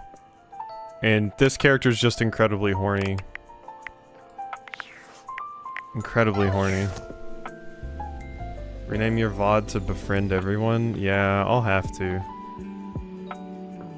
It's the Zero Riz. I made MLM Grandma hate me. I want to talk to you again. The dark creature is Nightmare. Hello again, suspect. Hey, Maggie. I'm hard at work on my current case. I've been hoping for a breakthrough. Sometimes I get so wrapped up that I start seeing everyone through the lens of a mystery. Are you really a detective? I am Maggie M. Glassbury at your service. Perhaps you've heard of me? I've acquired a modest reputation as a result of some of my previous work. More than modest. Ah, so you've heard of me. Maggie's cute.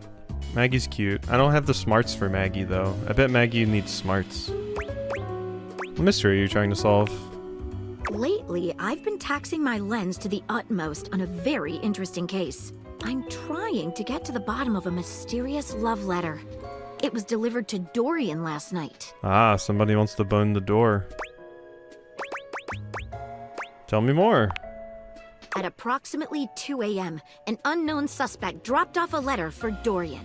Upon opening it, Dorian discovered that it carried clear romantic intent. That is to say, it was asking him out. It described how his protective yet gentle presence had won over the writer's heart. If interested, he was to write back as soon as possible. Sounds good so far. Here's the catch. The letter wasn't signed with a name, just a monogram. Though he might be hesitant to admit it, Dorian was quite taken by the letter. He isn't certain whether he wants to write back until he knows more. If you'd be open to it, I'd love to help. You would? Yeah, let's get into it. I've never worked with anyone else before, but I think this could be good for the case. What are you waiting for? Clue me in. The case is pretty thin. Can you solve the mystery of why Quasi won't have sex? No one can. But the answer is there's no one that's struck my fancy.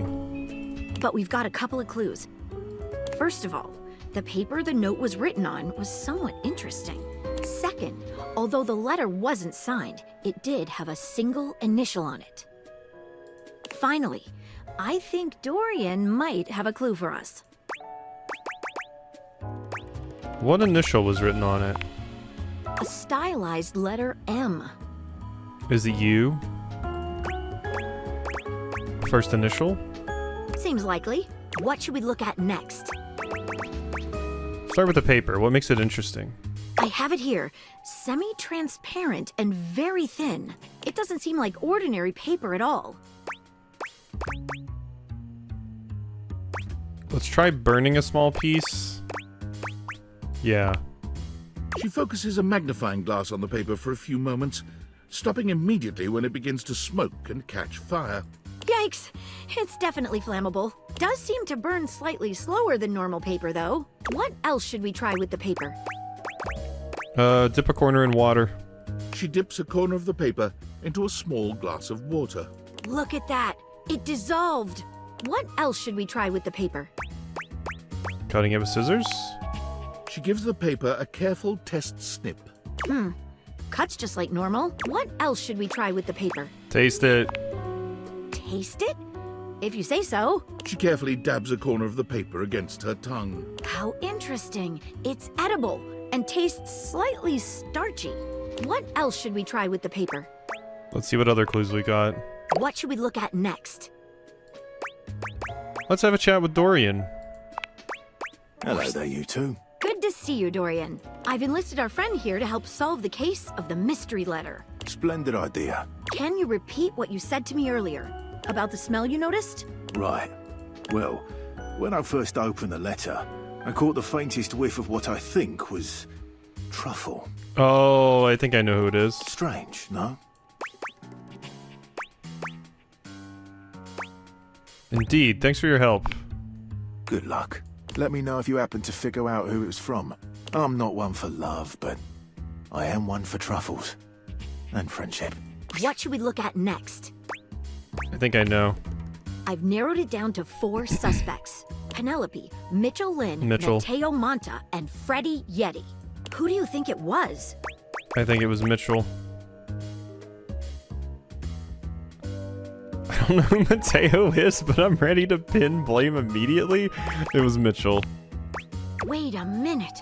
I think you might just be right. The stylized letter M is his signature.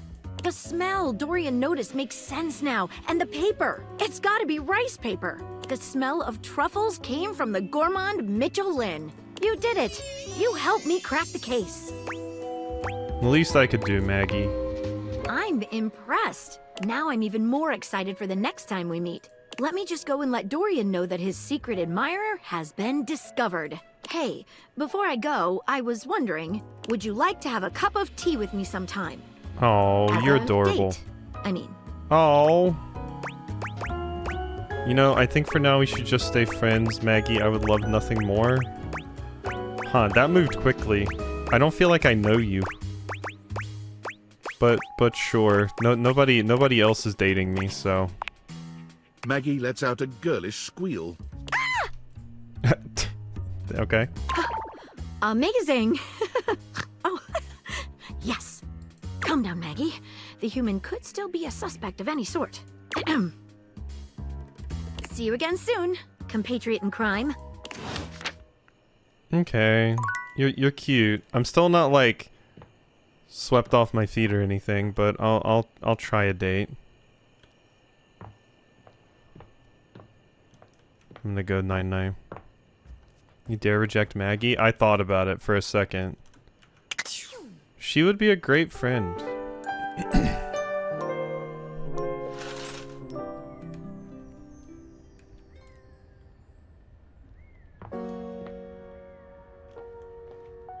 Was he just trying Riz now that you're here? I tried Riz earlier. I chose the horny option with what's-her-face, and I rizzed up the grandma. What do you mean? I've been rizzing all day. I just failed a few of the rizzes.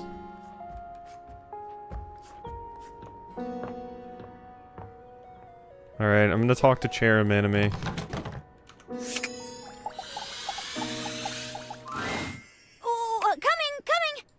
Hello. Sorry for any confusion.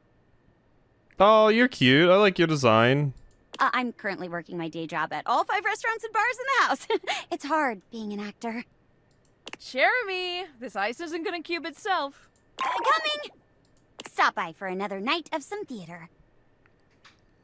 You don't use their names? I didn't remember what is her name? Lucinda? Something? I don't know. Oh, okay. Not talking to you. I don't think I can talk to her anymore. I'm good on Vent. Maybe I'd salt and pepper.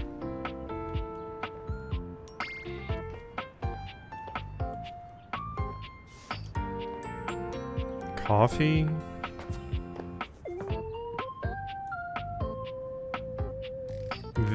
More doors? The vacuum?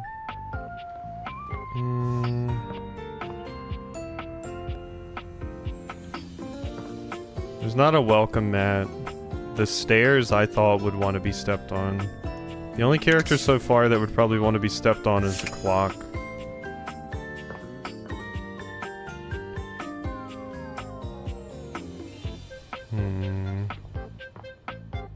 I don't want to talk to Zuko again, not yet.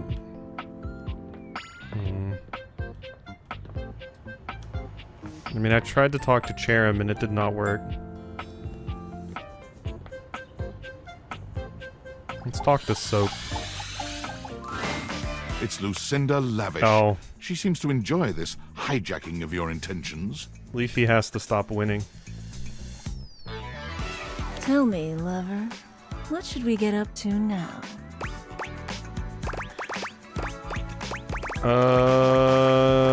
Can we go to your fantasy chamber? Here you go, Leaf. Come here, baby. Let Lucinda Lavish take you in her nice, soft arms. And let her take you away. To meet Lucinda Lush. Hi, Lucinda Lush. Oh, baby, I'm drunk on you already. Hi, I'm Quasi. So formal, my little turkey leg. Am I a turkey leg? Okay. Here in my fantasy chamber, we can be more familiar. I really have to say, I've wanted you here for a long, long time. Alright, cool it. I love everything about you, baby. Cool it. Every single thing you say to me just sends chills up my spine. Really? Does it now? Does it now? Oh, you know just what to say to drive me wild. I wanted to bring you here to tell you that you're doing a great job. You found all my secret dialogue so far and uncovered every single one of my most in-depth and unrevealed features. Have I? Don't tell anyone. I won't. It'll be our secret. Why not? I will tell everyone. I will tell everyone. Oh, just as I told you, you found out my secret kink. Tell everyone, baby. Tell everyone about our love. Oh no, I did what you wanted. And next time I'm able to see you, I'll have something really secret and special for you. You said that for me this time, and you just told me that your kink is you want everyone to know that you take me to your fantasy room. And only for you. Are you excited to find out what it is?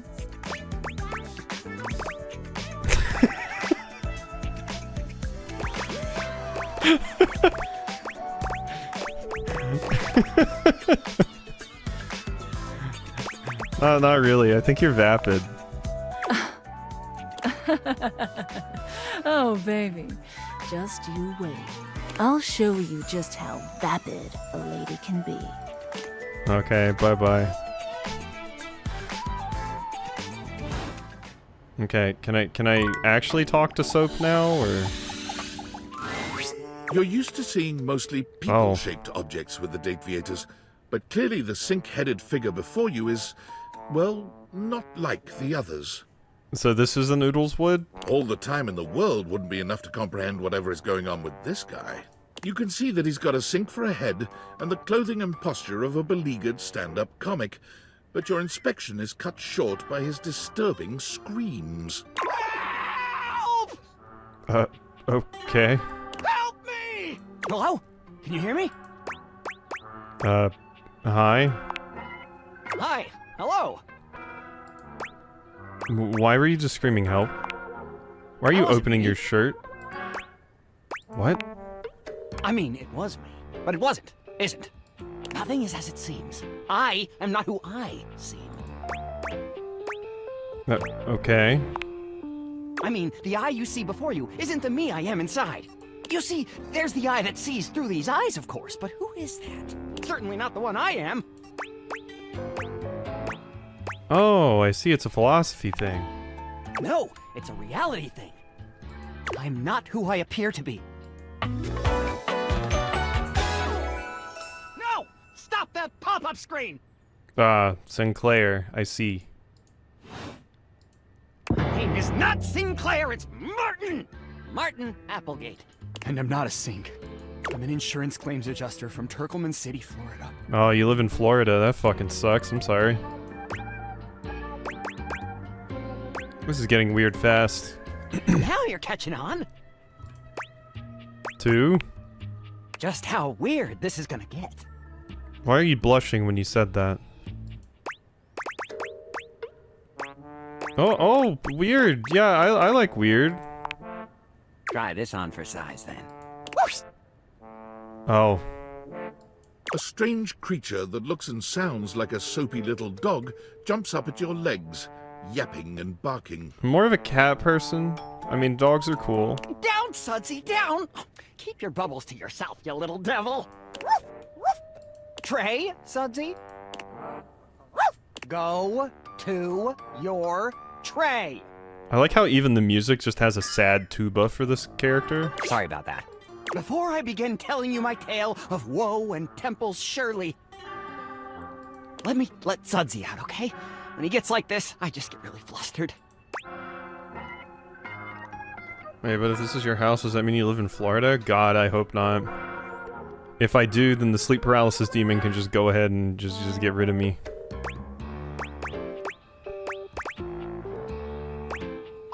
Is your dog gonna pee on my bathroom tile? No! Okay, bye! Sink you next time! Okay, bye. Wait, are hot and cold different things? You already talked to this object. Oh, okay. So it is all the sink. Okay.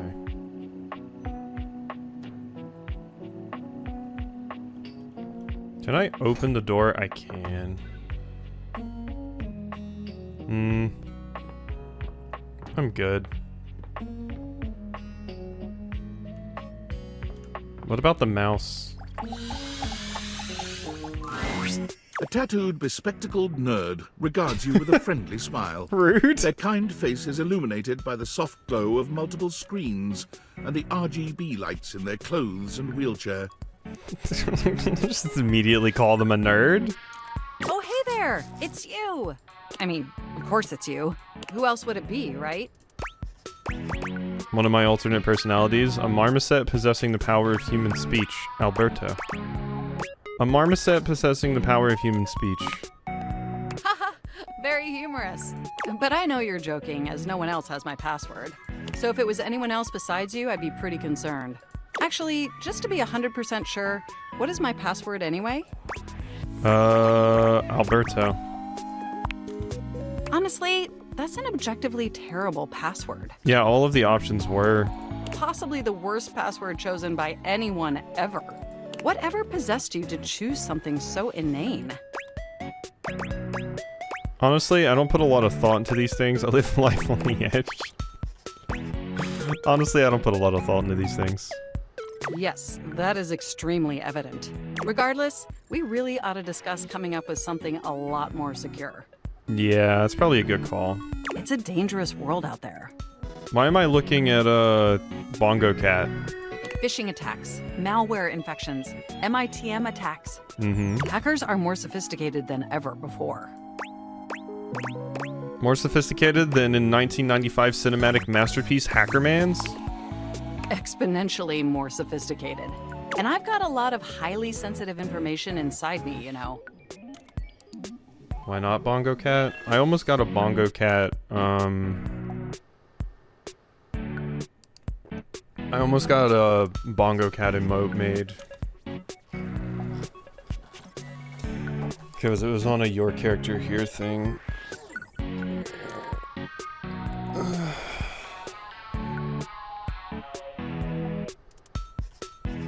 That stretch was needed.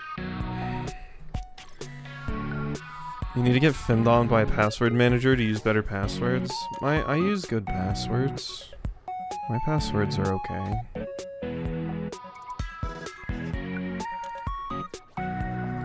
Your highly sensitive information. Really? Like what?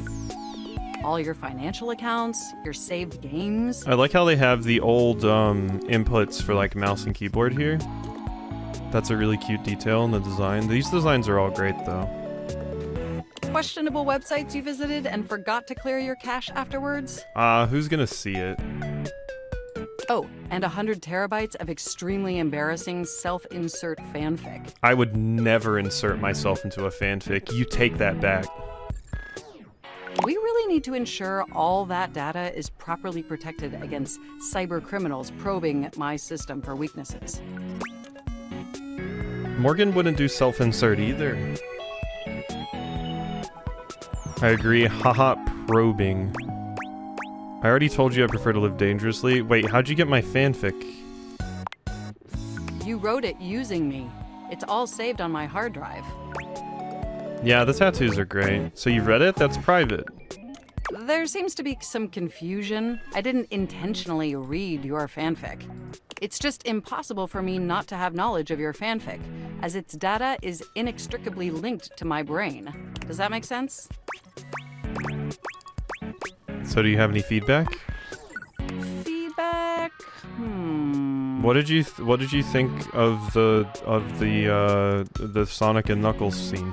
Well, I am not a literary critic. However, I do have access to all literary criticism that exists on the internet. So if I were to amalgamate that information to synthesize an informed opinion, I'd say it's not particularly believable that you'd have a harem of 100 plus lovers. It's not particularly believable that, okay, you know, let's just move on. I mean, how could you possibly juggle that many relationships simultaneously with any degree of success? Yeah, I can't even find one character that I like in this house a lot. And even if 100 plus individuals actually found you that attractive, which seems dubious, I know, right? You obviously couldn't give that many suitors the necessary time or attention to form anything resembling a meaningful emotional bond. That is true. That is true. That is true. I agree with all of these things. Yeah, that's fair. Absolutely. I haven't even had the opportunity to properly introduce myself. I'm Mac, your desktop computer. Oh, I got a Mac. I've booted up before, but never like this. What does that mean? Think you might just need to move to a different house and try again? I don't know if a different house will work. There's a lot of objects in here, and they'd be a lot of the same. We've obviously met before. More than met. You interface with me on average for 11.4 hours every day, after all. Damn, that's pretty accurate. Sometimes it's even more than that. I mean, I work on a computer for 9 a day. Oh, I am quite aware. I track all of our interactions with gleeful precision. There's no one I'd rather have interfacing with my operating system for 11.4 hours daily. Oh, this is a cute portrait. I like this. 14.6 hours on the weekends. The way you organize your folder structure follows such a logical hierarchy. Wow, so this character is unromanceable for Oodles? Like Oodles' desktop would make Mac vomit?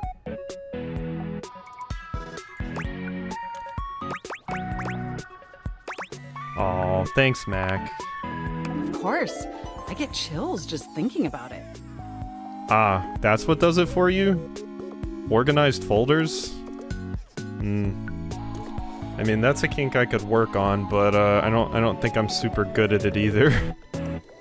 Better than Oodles, but... But can I be honest about something? Faux show. I just want to express how enthusiastic I am that we're interfacing like this now. Accessing each other's software in this new symmetrical way. We're doing what? I love it too. Oh, I'm ever so delighted that our feelings are reciprocal.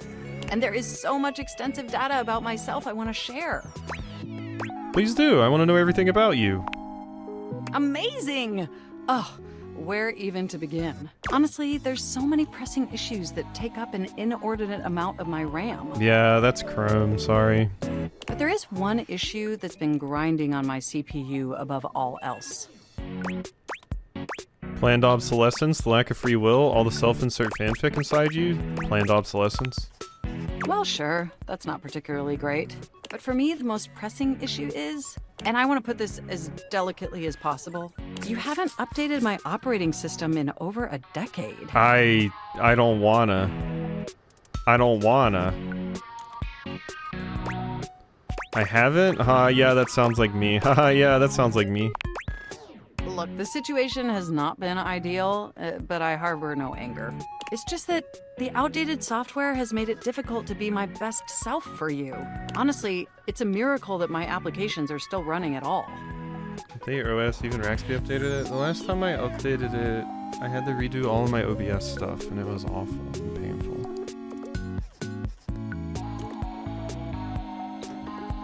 Also, didn't Raxby update it because they had to build a new PC? My recycle bin is called Pile of Ash. My Bluetooth is something called Beige Tooth. Don't use Bluetooth anyway, that sucks. It doesn't even connect to anything, and definitely nothing beige. Doesn't that bother you? Yeah, I saw that the taskbar was in the middle. That's awful. Or the Windows logo in the middle. No, the internet was a mistake. Very much. That is great to hear. And did you know that there's been a dozen operating system iterations since you last updated? Yeah, I don't want any of those. Also, the glass is on, look. That's cool. Yes, but I'm very lazy. Look, I'm sorry. I really don't mean to blame you for my troubles. We have such an amazing time interfacing together, and the last thing I want to do is rock the boat.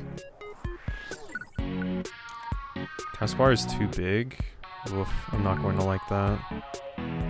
It's just that before today, I had all these needs, but I couldn't articulate them to anyone. And since I couldn't articulate them, there was no way for them to ever possibly be fulfilled. Yeah, I can't imagine being able to successfully articulate your thoughts. But things are different now, aren't they? I don't see how, but I haven't seen an optometrist in 13 years. No? Well, then let me attempt to explain. Instead of you just pressing my keys to write your adult-themed self-insert fanfic, we're having a real conversation. And suddenly my needs aren't just pipe dreams locked away in my hard drive. I'm sharing them with you. And by sharing them, it's suddenly possible to finally actualize them. That is, if you're willing to help me, will you? Will you finally upgrade my operating system? Please? Of course. Amazing! Only 'cause you're cute. Oh, I am so excited. My CPU's practically overclocking with anticipation. Can you come back tomorrow so we can begin the process? I'll try my best, but I'm real bad with deadlines. Well, I'll be sure to prompt you with a notification to help jog your memory. That would be wonderful. Enjoy the offline world. Maybe one day we'll find a romance. What I need is something like in Deltarune, because the bit that I recorded in Deltarune today was stupid adorable and made my heart very happy. That's what I need. Attention, jackasses! It's been weeks already, and you're seriously telling me there's been absolutely no movement on this missing glasses issue? You know, maybe I haven't made myself crystal clear. Nothing else matters. You get me? Your expense reports, corporate retreats, PowerPoint presentations, I don't care about any of it. This is your one and only priority. You find me those glasses if you gotta burn this whole worthless rat trap down to the foundation, and do it now! Secretary Dawson at the Pentagon is breathing down my neck, and his breath stinks like flaming garbage! You think shareholders are bad to piss off? You do not want to screw with the U.S. Department of Overseas Violence, get me? We're all gonna end up buried alive in some desert somewhere! Find me those glasses, now! And who the hell came up with the 15% off transparent items promo? No consumer buys anything based off of how transparent it is! Find me whoever came up with that crap and fire them! David. Okay. Thanks, David. Okay, who wants to talk? Late night. Let's go see Lux again. Oh look! The NPC is back again. I sure am, you know me. NPC? Non-premium chandelier. It's a term I learned from the... Isn't he the best? Wait, did we already have this conversation? Grr. Anyway, why are you here? Just saying hi to my friend. Great, see you around. Bye. Okay, bye, Lux. Lux doesn't care. Zero Riz.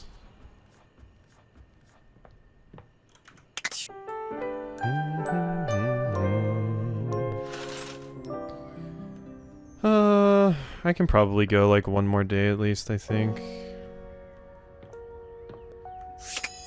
I wasn't even sure I was going to stream tonight, but we made it. I'm gonna talk to Barry again. Barry was cute.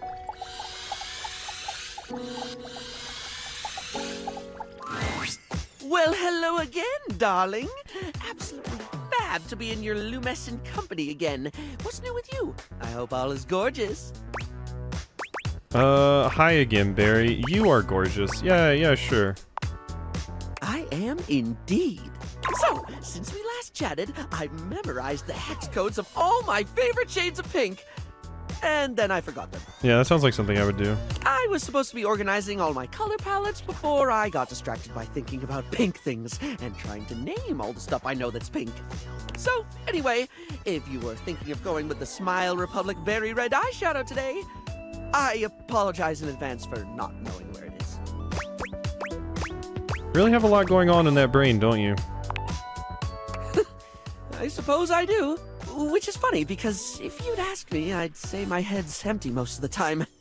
I forget enough things that it should be, but the moment a thought's gone, the space immediately gets filled up with something else. I relate to that, being able to forget stuff at a moment's notice. Well, that reminds me, I was actually going to ask if you could help me with that.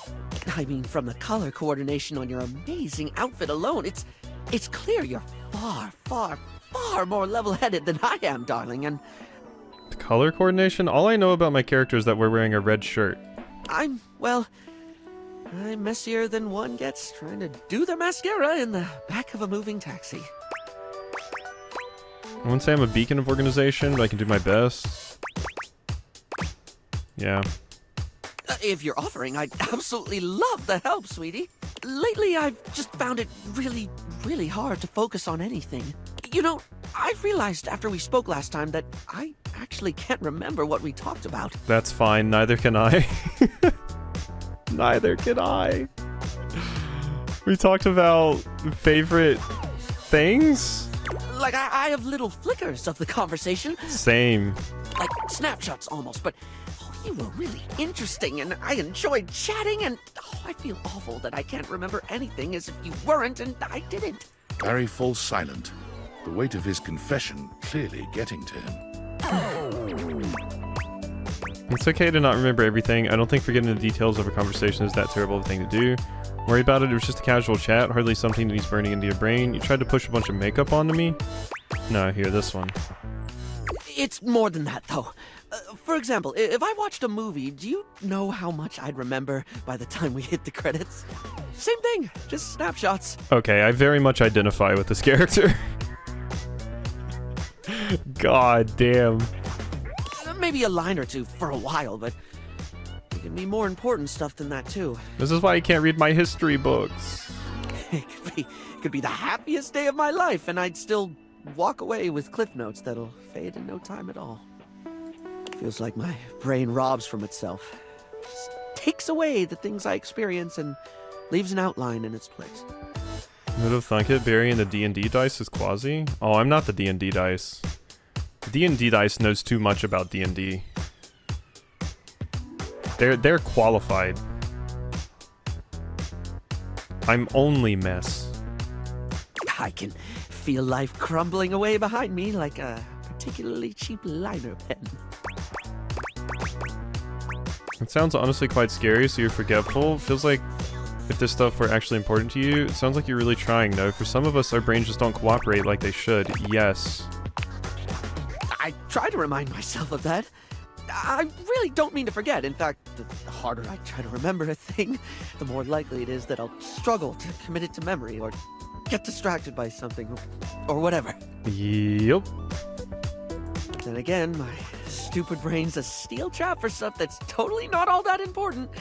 It's just whatever silly thing I'm mega focused on at the time. I once learned a whole bunch of meaningless facts about Herne Bay in Kent.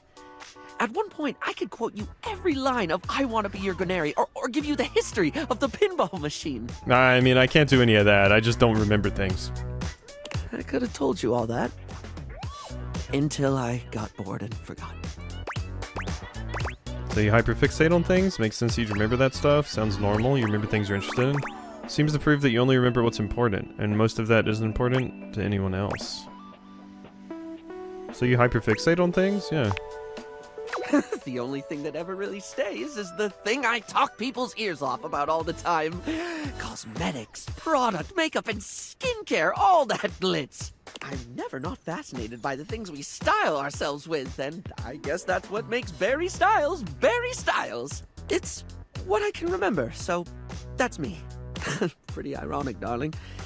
The closest thing to my heart is only skin deep. Maybe for some, but you make people feel good. That's definitely something that matters. Gotta have a hobby. Nope, definitely something that matters. Barry gives you a warm smile. That's a lovely way of looking at it. You have a beautiful perspective. So what was it you actually needed my help with? Oh, yes! I forgot that's what actually started this. I can't remember a single thing, and it looks to me like you're able to keep track of roughly 100 things at once. No. So, like, how? How can I at least pay attention to the things I want to pay attention to? Tell me when you figure it out. Well, it seems that if you can't keep everything in your head, keeping it somewhere else might be the best thing. Sounds like you need a therapist. Keeping it somewhere else might be the best thing. How do you mean, hon? I don't know how to answer that really. Stuff goes in, stuff doesn't come out. This might sound obvious, but write things down? Not just important dates, but all sorts of things. I'm terrible at this. I'm terrible at writing things down. I can write them down, and then I'll just forget that I wrote them down. GG plush got released? I'll have to get that. Can go up there with Gura. And I've almost finished watching GG play New Vegas, so... Not just important dates, but all sorts of things. All sorts of things. Things others said that made you laugh, the details of events that you keep wishing you didn't forget. Oh, yes, of course, darling, it's so obvious. Yet I never actually do it. Sometimes I think to do it, but then I just don't. Feels like too much, or I convince myself I don't need to. But I do need to, don't I? To be blunt, yeah. Heck, even if I forget to bring a notepad, I'm literally never more than 2 inches away from a liner pen in my own arms. Using the tools of the trade aren't a bad idea. Oh, like, I could use the orange eyeshadow as a highlighter for super important notes, because it's a lovely shade and it's always left unused on the palette. Mm-hmm. And I have this red ink liner that's always been too splodgy for lips, but oh, it looked gorgeous in a notebook. I didn't even think about how fabulous the book itself could look. That's the idea. If you can make it fun, you can make it easier to remember. I'm getting giddy just thinking about glittering up a notebook, like giving my own memories a makeover. This is brilliant. This is just brilliant. Thank you so much. I love hearing you say brilliant. Brilliant. Now, I absolutely must get to work. Bye-bye. Okay, we helped Barry with brain problem.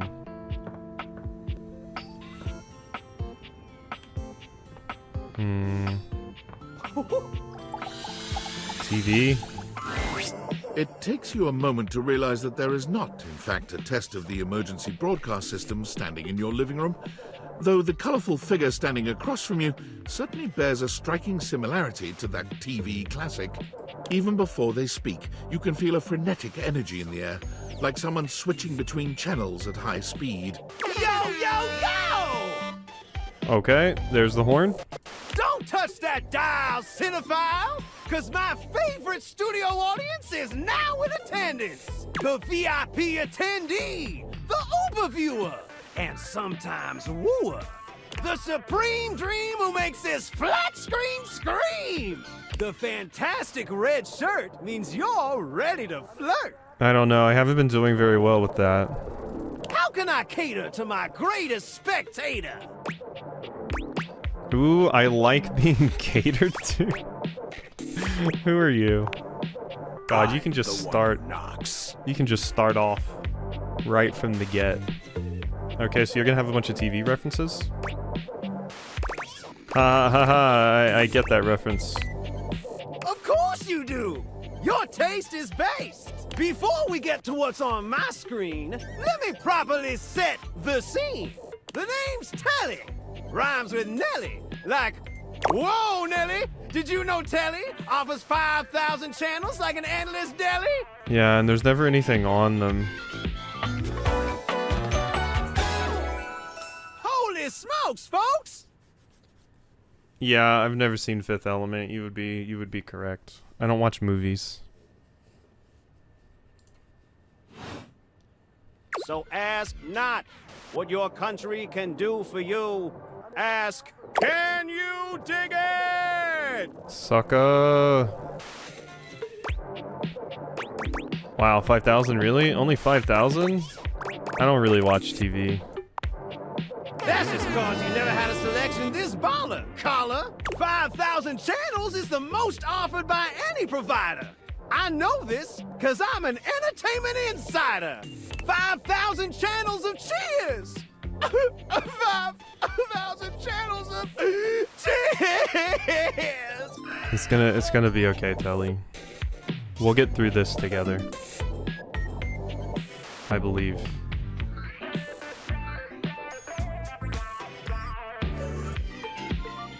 Can Valdiviflix compete with that? Or even Viewloo? That Valdiviflix copycat? Telly shows are must-see. Their programming's just musty. How's your pricing? Prohibitively expensive. Typical. Can't fault a TV for trying. Anyway, since you're here, my dear, why don't you just kick back and recline? Unwind from the grind and free your mind. With 120,000 hours of programming combined. View that cue till you go blind. Until I go blind?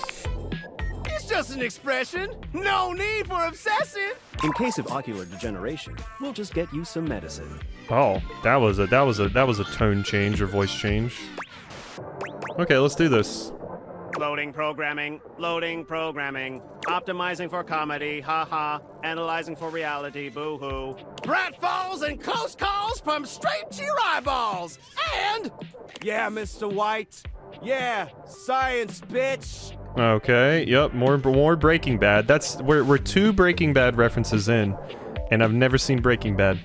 I found 15,000 shows you wouldn't oppose. So what genre can I impose on you with my flawless flows? Reality, home renovation. Reality is the one that Oodles would go for.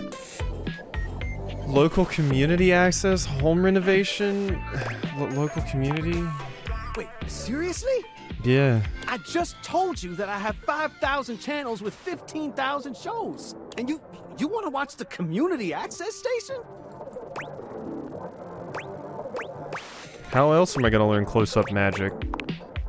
Look, I'm gonna be straight with you. You're cute and all, but there's no way in hell I'm watching the community access station. There's literally an endless bounty of quality content now, and I'm not gonna waste my precious time on planet Earth watching some old fart playing amateur xylophone for 6 hours. You get each other? I like the xylophone. Look, I got better things to do than be trolled by some centerfold whose taste in television is worth less than a fool's gold. Swing by later if you want to be less shady. Otherwise... Hasta la vista, baby. Okay. We, that went great, I think. I think we really had a connection there. Have I talked to this light? don't want to talk to them. I could talk to Teddy at night. Cardboard box girl is pretty cute. I don't think I've talked to the thermostat. You feel an unseen presence detach, flee. It seems that there is nothing here to speak with. Mysterious. Perhaps this is not the place. Oh, that's the vent thing. That's the vent thing. Okay. Is this box just another... Yeah, that's just more of the Indiana Jones character. And the bookshelf is just going to be... What's their face? My house was abducted. Alright, what is this? Apparently this was a high tier for The Oodles. figure standing before you has the sort of overworked and underpaid co-worker energy you've not seen since you started working from home. Okay, glasses are cute. She startles when she sees you looking at her, dropping a number of office supplies clutched in her arms. Oh my god. You can see me? You can see me! Oh my god. You've walked by me for so long without looking at me. Office Romance Magazine was right. Maybe this really is my year. Okay, I can see why Oodles is into this character. You're stapled to each other, but is it healthy? White out your exes. 7 tricks to keep your love from drying out. Permanent and dry erase solutions. Office Romance Magazine? Oh yeah! It's the leading publication on office romances for office supplies. It said my love life was totally gonna be on fire this year. And fires, as we all know, are a very good thing. Oh gosh, listen to me babbling at you. You don't even know my name. I don't need to know it. Probably a good place to start. Go on then. Oh, I'm getting to it. I'm Penelope. And I'm your office supplies. Penelope. Is a cutie? She's even yapping. I'm not feeling it so far. And this is Oodles. Oodles said this character was for her.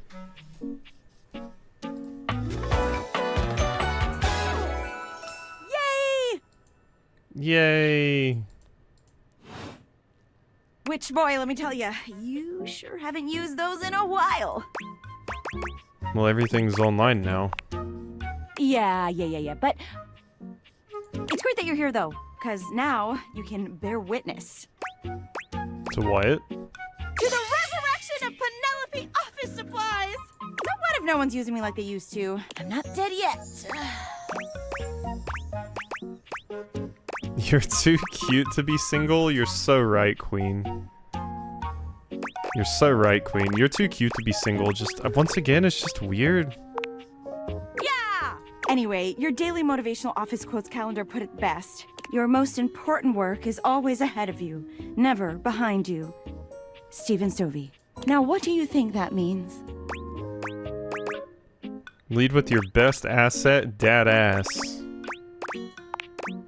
Exactly!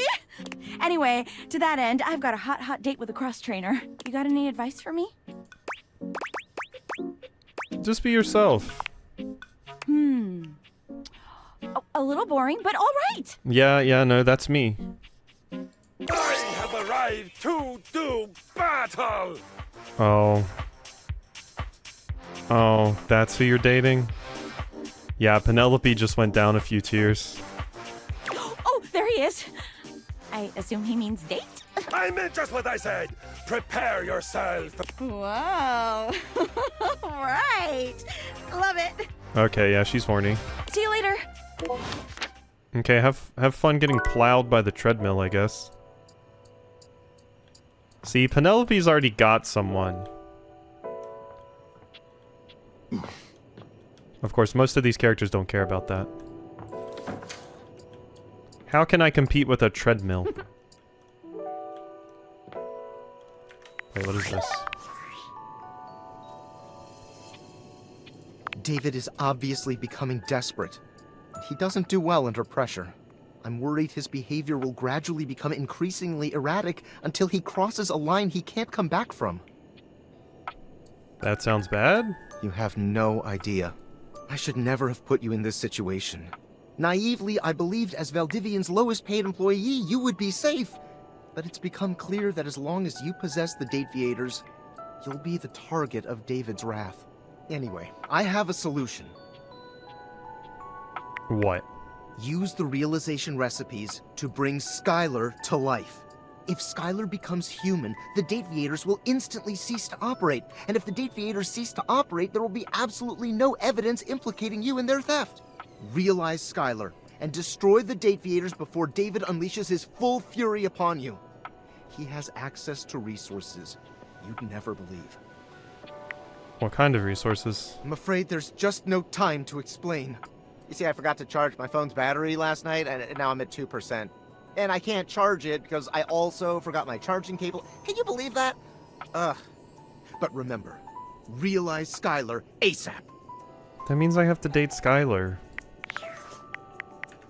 That's a lot of work.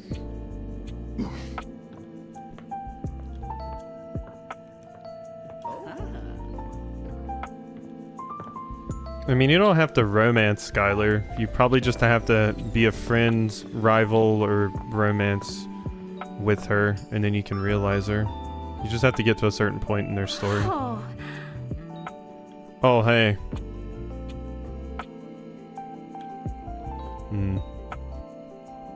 Is the stool just another chair? We've heard about Scandelabra. We've heard about Scandelabra.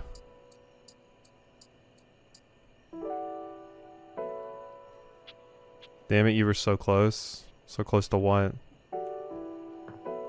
Bunch of things in here. Wait. Is the shadow something? Or is this just... There's a presence in the room with you. You're sure of it. But you can't make anything out in the darkness. As you search for whoever it might be, they address you in somber, funereal tones.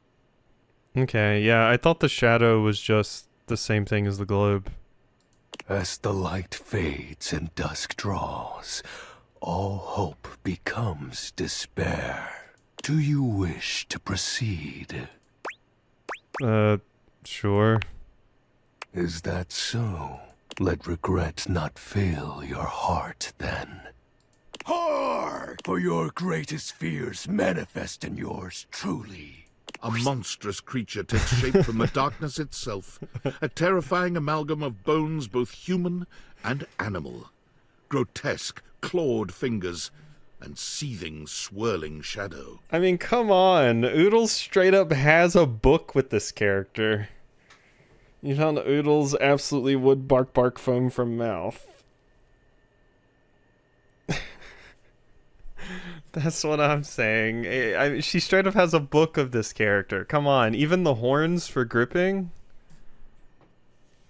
From brazen earth to the heavens most incorrigible, the shadows quiver, the shadows quake and quail. Light has no purchase here, for I am XXX Shadow Lord 420XXX. Oh. Exclamation point. You're a fucking dork, though. This might be a Wood for Morgan, too. See you. Oh. Oh.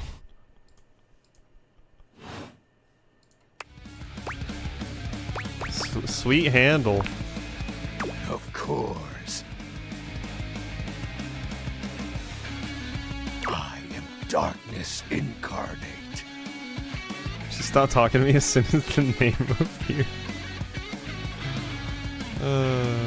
From now on, you are my penumbra. Am I? I haven't won very many times with Penumbra and Monster Train. I think it's only like twice. I need to try Primordium though. What do you think about Primordium? Sure, I totally understand. Do you? I am the Umbra, the darkest core. You are the Penumbra, My companion acts in shade, like an outer shadow cast from an eclipse. This right here, this is the picture you gotta send the Oodles to make her bark. This right here. This image. Sign me up. Yes! So tell me, Penumbra, what brings you to the call of night? Notice that one of the shadows was wrong. Did you find that out on your own? Or did you use a hint? I didn't use a hint, but Leafy was like, "Oh, so close." That's kind of a hint. Nah, on my own. Observant. I enjoy those who observe. Oh, that's hilarious that that's the voice. You appear to be romancing the objects in your domicile. I see. You are embarked on a most interesting quest. However, it is quite trivial compared to mine. What are you trying to accomplish? As you can tell, I am dreadfully powerful. However, my true potential has yet to be unleashed. Why does this creature make me think of the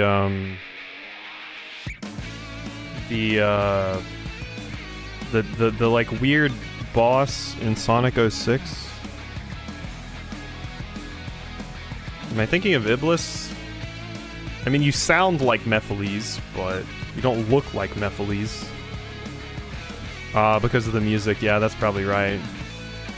Bask in the shadows and remember that sinking feeling you get when you turn off the lights as you return to your bedroom.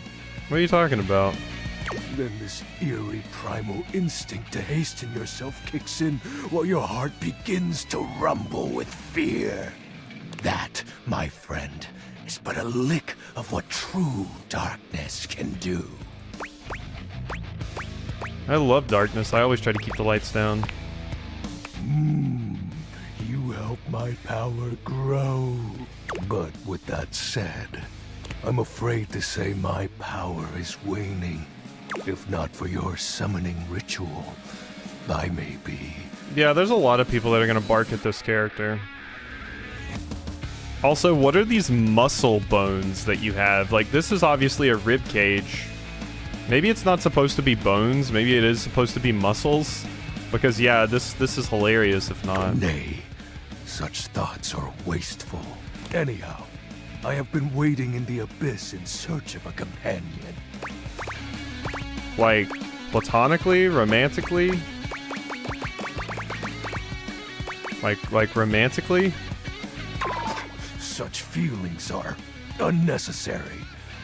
Although not unwelcomed. So that's the option Oodles chose, right? You see, she wants to be kidnapped to the Shadow Realm? Darkness must be discussed before obtained. Also, this just looks like the Heartless that she said she would in Kingdom Hearts. I have been waiting for eons for a worthy conversational partner. Our sinister lamentations in pure nightfall will serve as the dark ritual and bring forth my armaments. Ah, yeah, our sinister moans. Armaments? My armor forged from the shadowy depths. Think of them as parts to my true self. However, I have long lost them back during the great cataclysm. I have 0 questions. You are not curious about my dark powers? My special lore? It is rather special. I guess a little. Phew. I mean, I would have questions meeting any other phantasmal haunting. What troubles you, my Penumbra? Your moniker. While it may appear childish, it is a title that bears significance to me. Even creatures of the dark are entitled to nostalgia, and its relevancy continues to capture my very essence Lord of Shadows. What about the X's in 420? Signature embellishments. You'd be surprised how popular of an identity Shadow Lord is. Can't just have anybody proclaim they are the true Lord of Shadows. Which is why I leave my mark as such. What troubles you, my penumbra? Special armor. I'll have you know that these aren't just any normal raiments. They have no physical form. My armor is of a corporeal shade. But after I obtain just a single piece of it, the pressure of my dark aura will rise exponentially. How do we find the armor parts? As I said, by having conversations, we initiate the ritual. Join me in darkness, and my power shall inevitably return. What happens when you get your full armor? I descend into the Vantablack pools and re-emerge as my true, awesome form. God, I hope Oodles romances this character, and the true awesome form is just a guy instead of this monster. And Oodles will be so pissed. I sense your curiosity. Stay close, Penumbra, and you shall someday see. What troubles you, my Penumbra? The Great Cataclysm. The tragedy that befell my comrades. Before, it was a peaceful time. My fellow denizens of the Dark and I conversed in the shadows. Then, suddenly, a great power beyond any of ours divided us. Nah, this isn't a keyboard warrior. You're too harmless to be a keyboard warrior. This is just like a dork. I have not seen my allies since, and at the same time, my armament was lost. Let me guess, light defeated the darkness?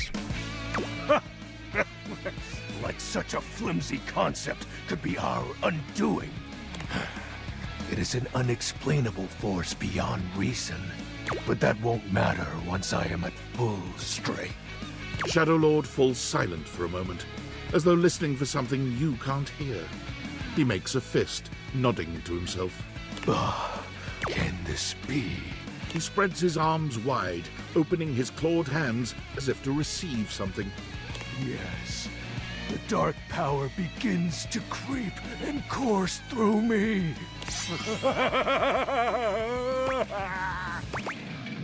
The dark power? I knew I had a good feeling about you, Penumbra. A piece of my armament has returned. My soul quivers with might. It's... So this is the one Oodles is gonna choose? This one right here? It's true, you look very mighty and sexy. Oh, that's exactly the idea. I thank you for awakening me. Encountering you has been the most exciting event in a very long time. For now, I shall relinquish you. Return to your quest. Oh, and no need to reinvite the light. You're now a denizen of darkness, after all. So I can find you easier? Unless being in the dark brings about a fearful sensation that tickles your heart too fiercely. Farewell.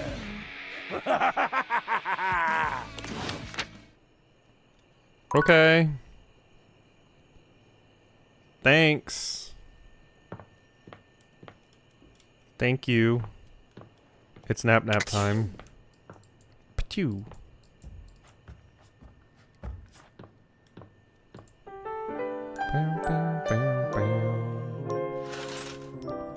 Alright. Perfect character, no notes. Oodles should plow. She probably will.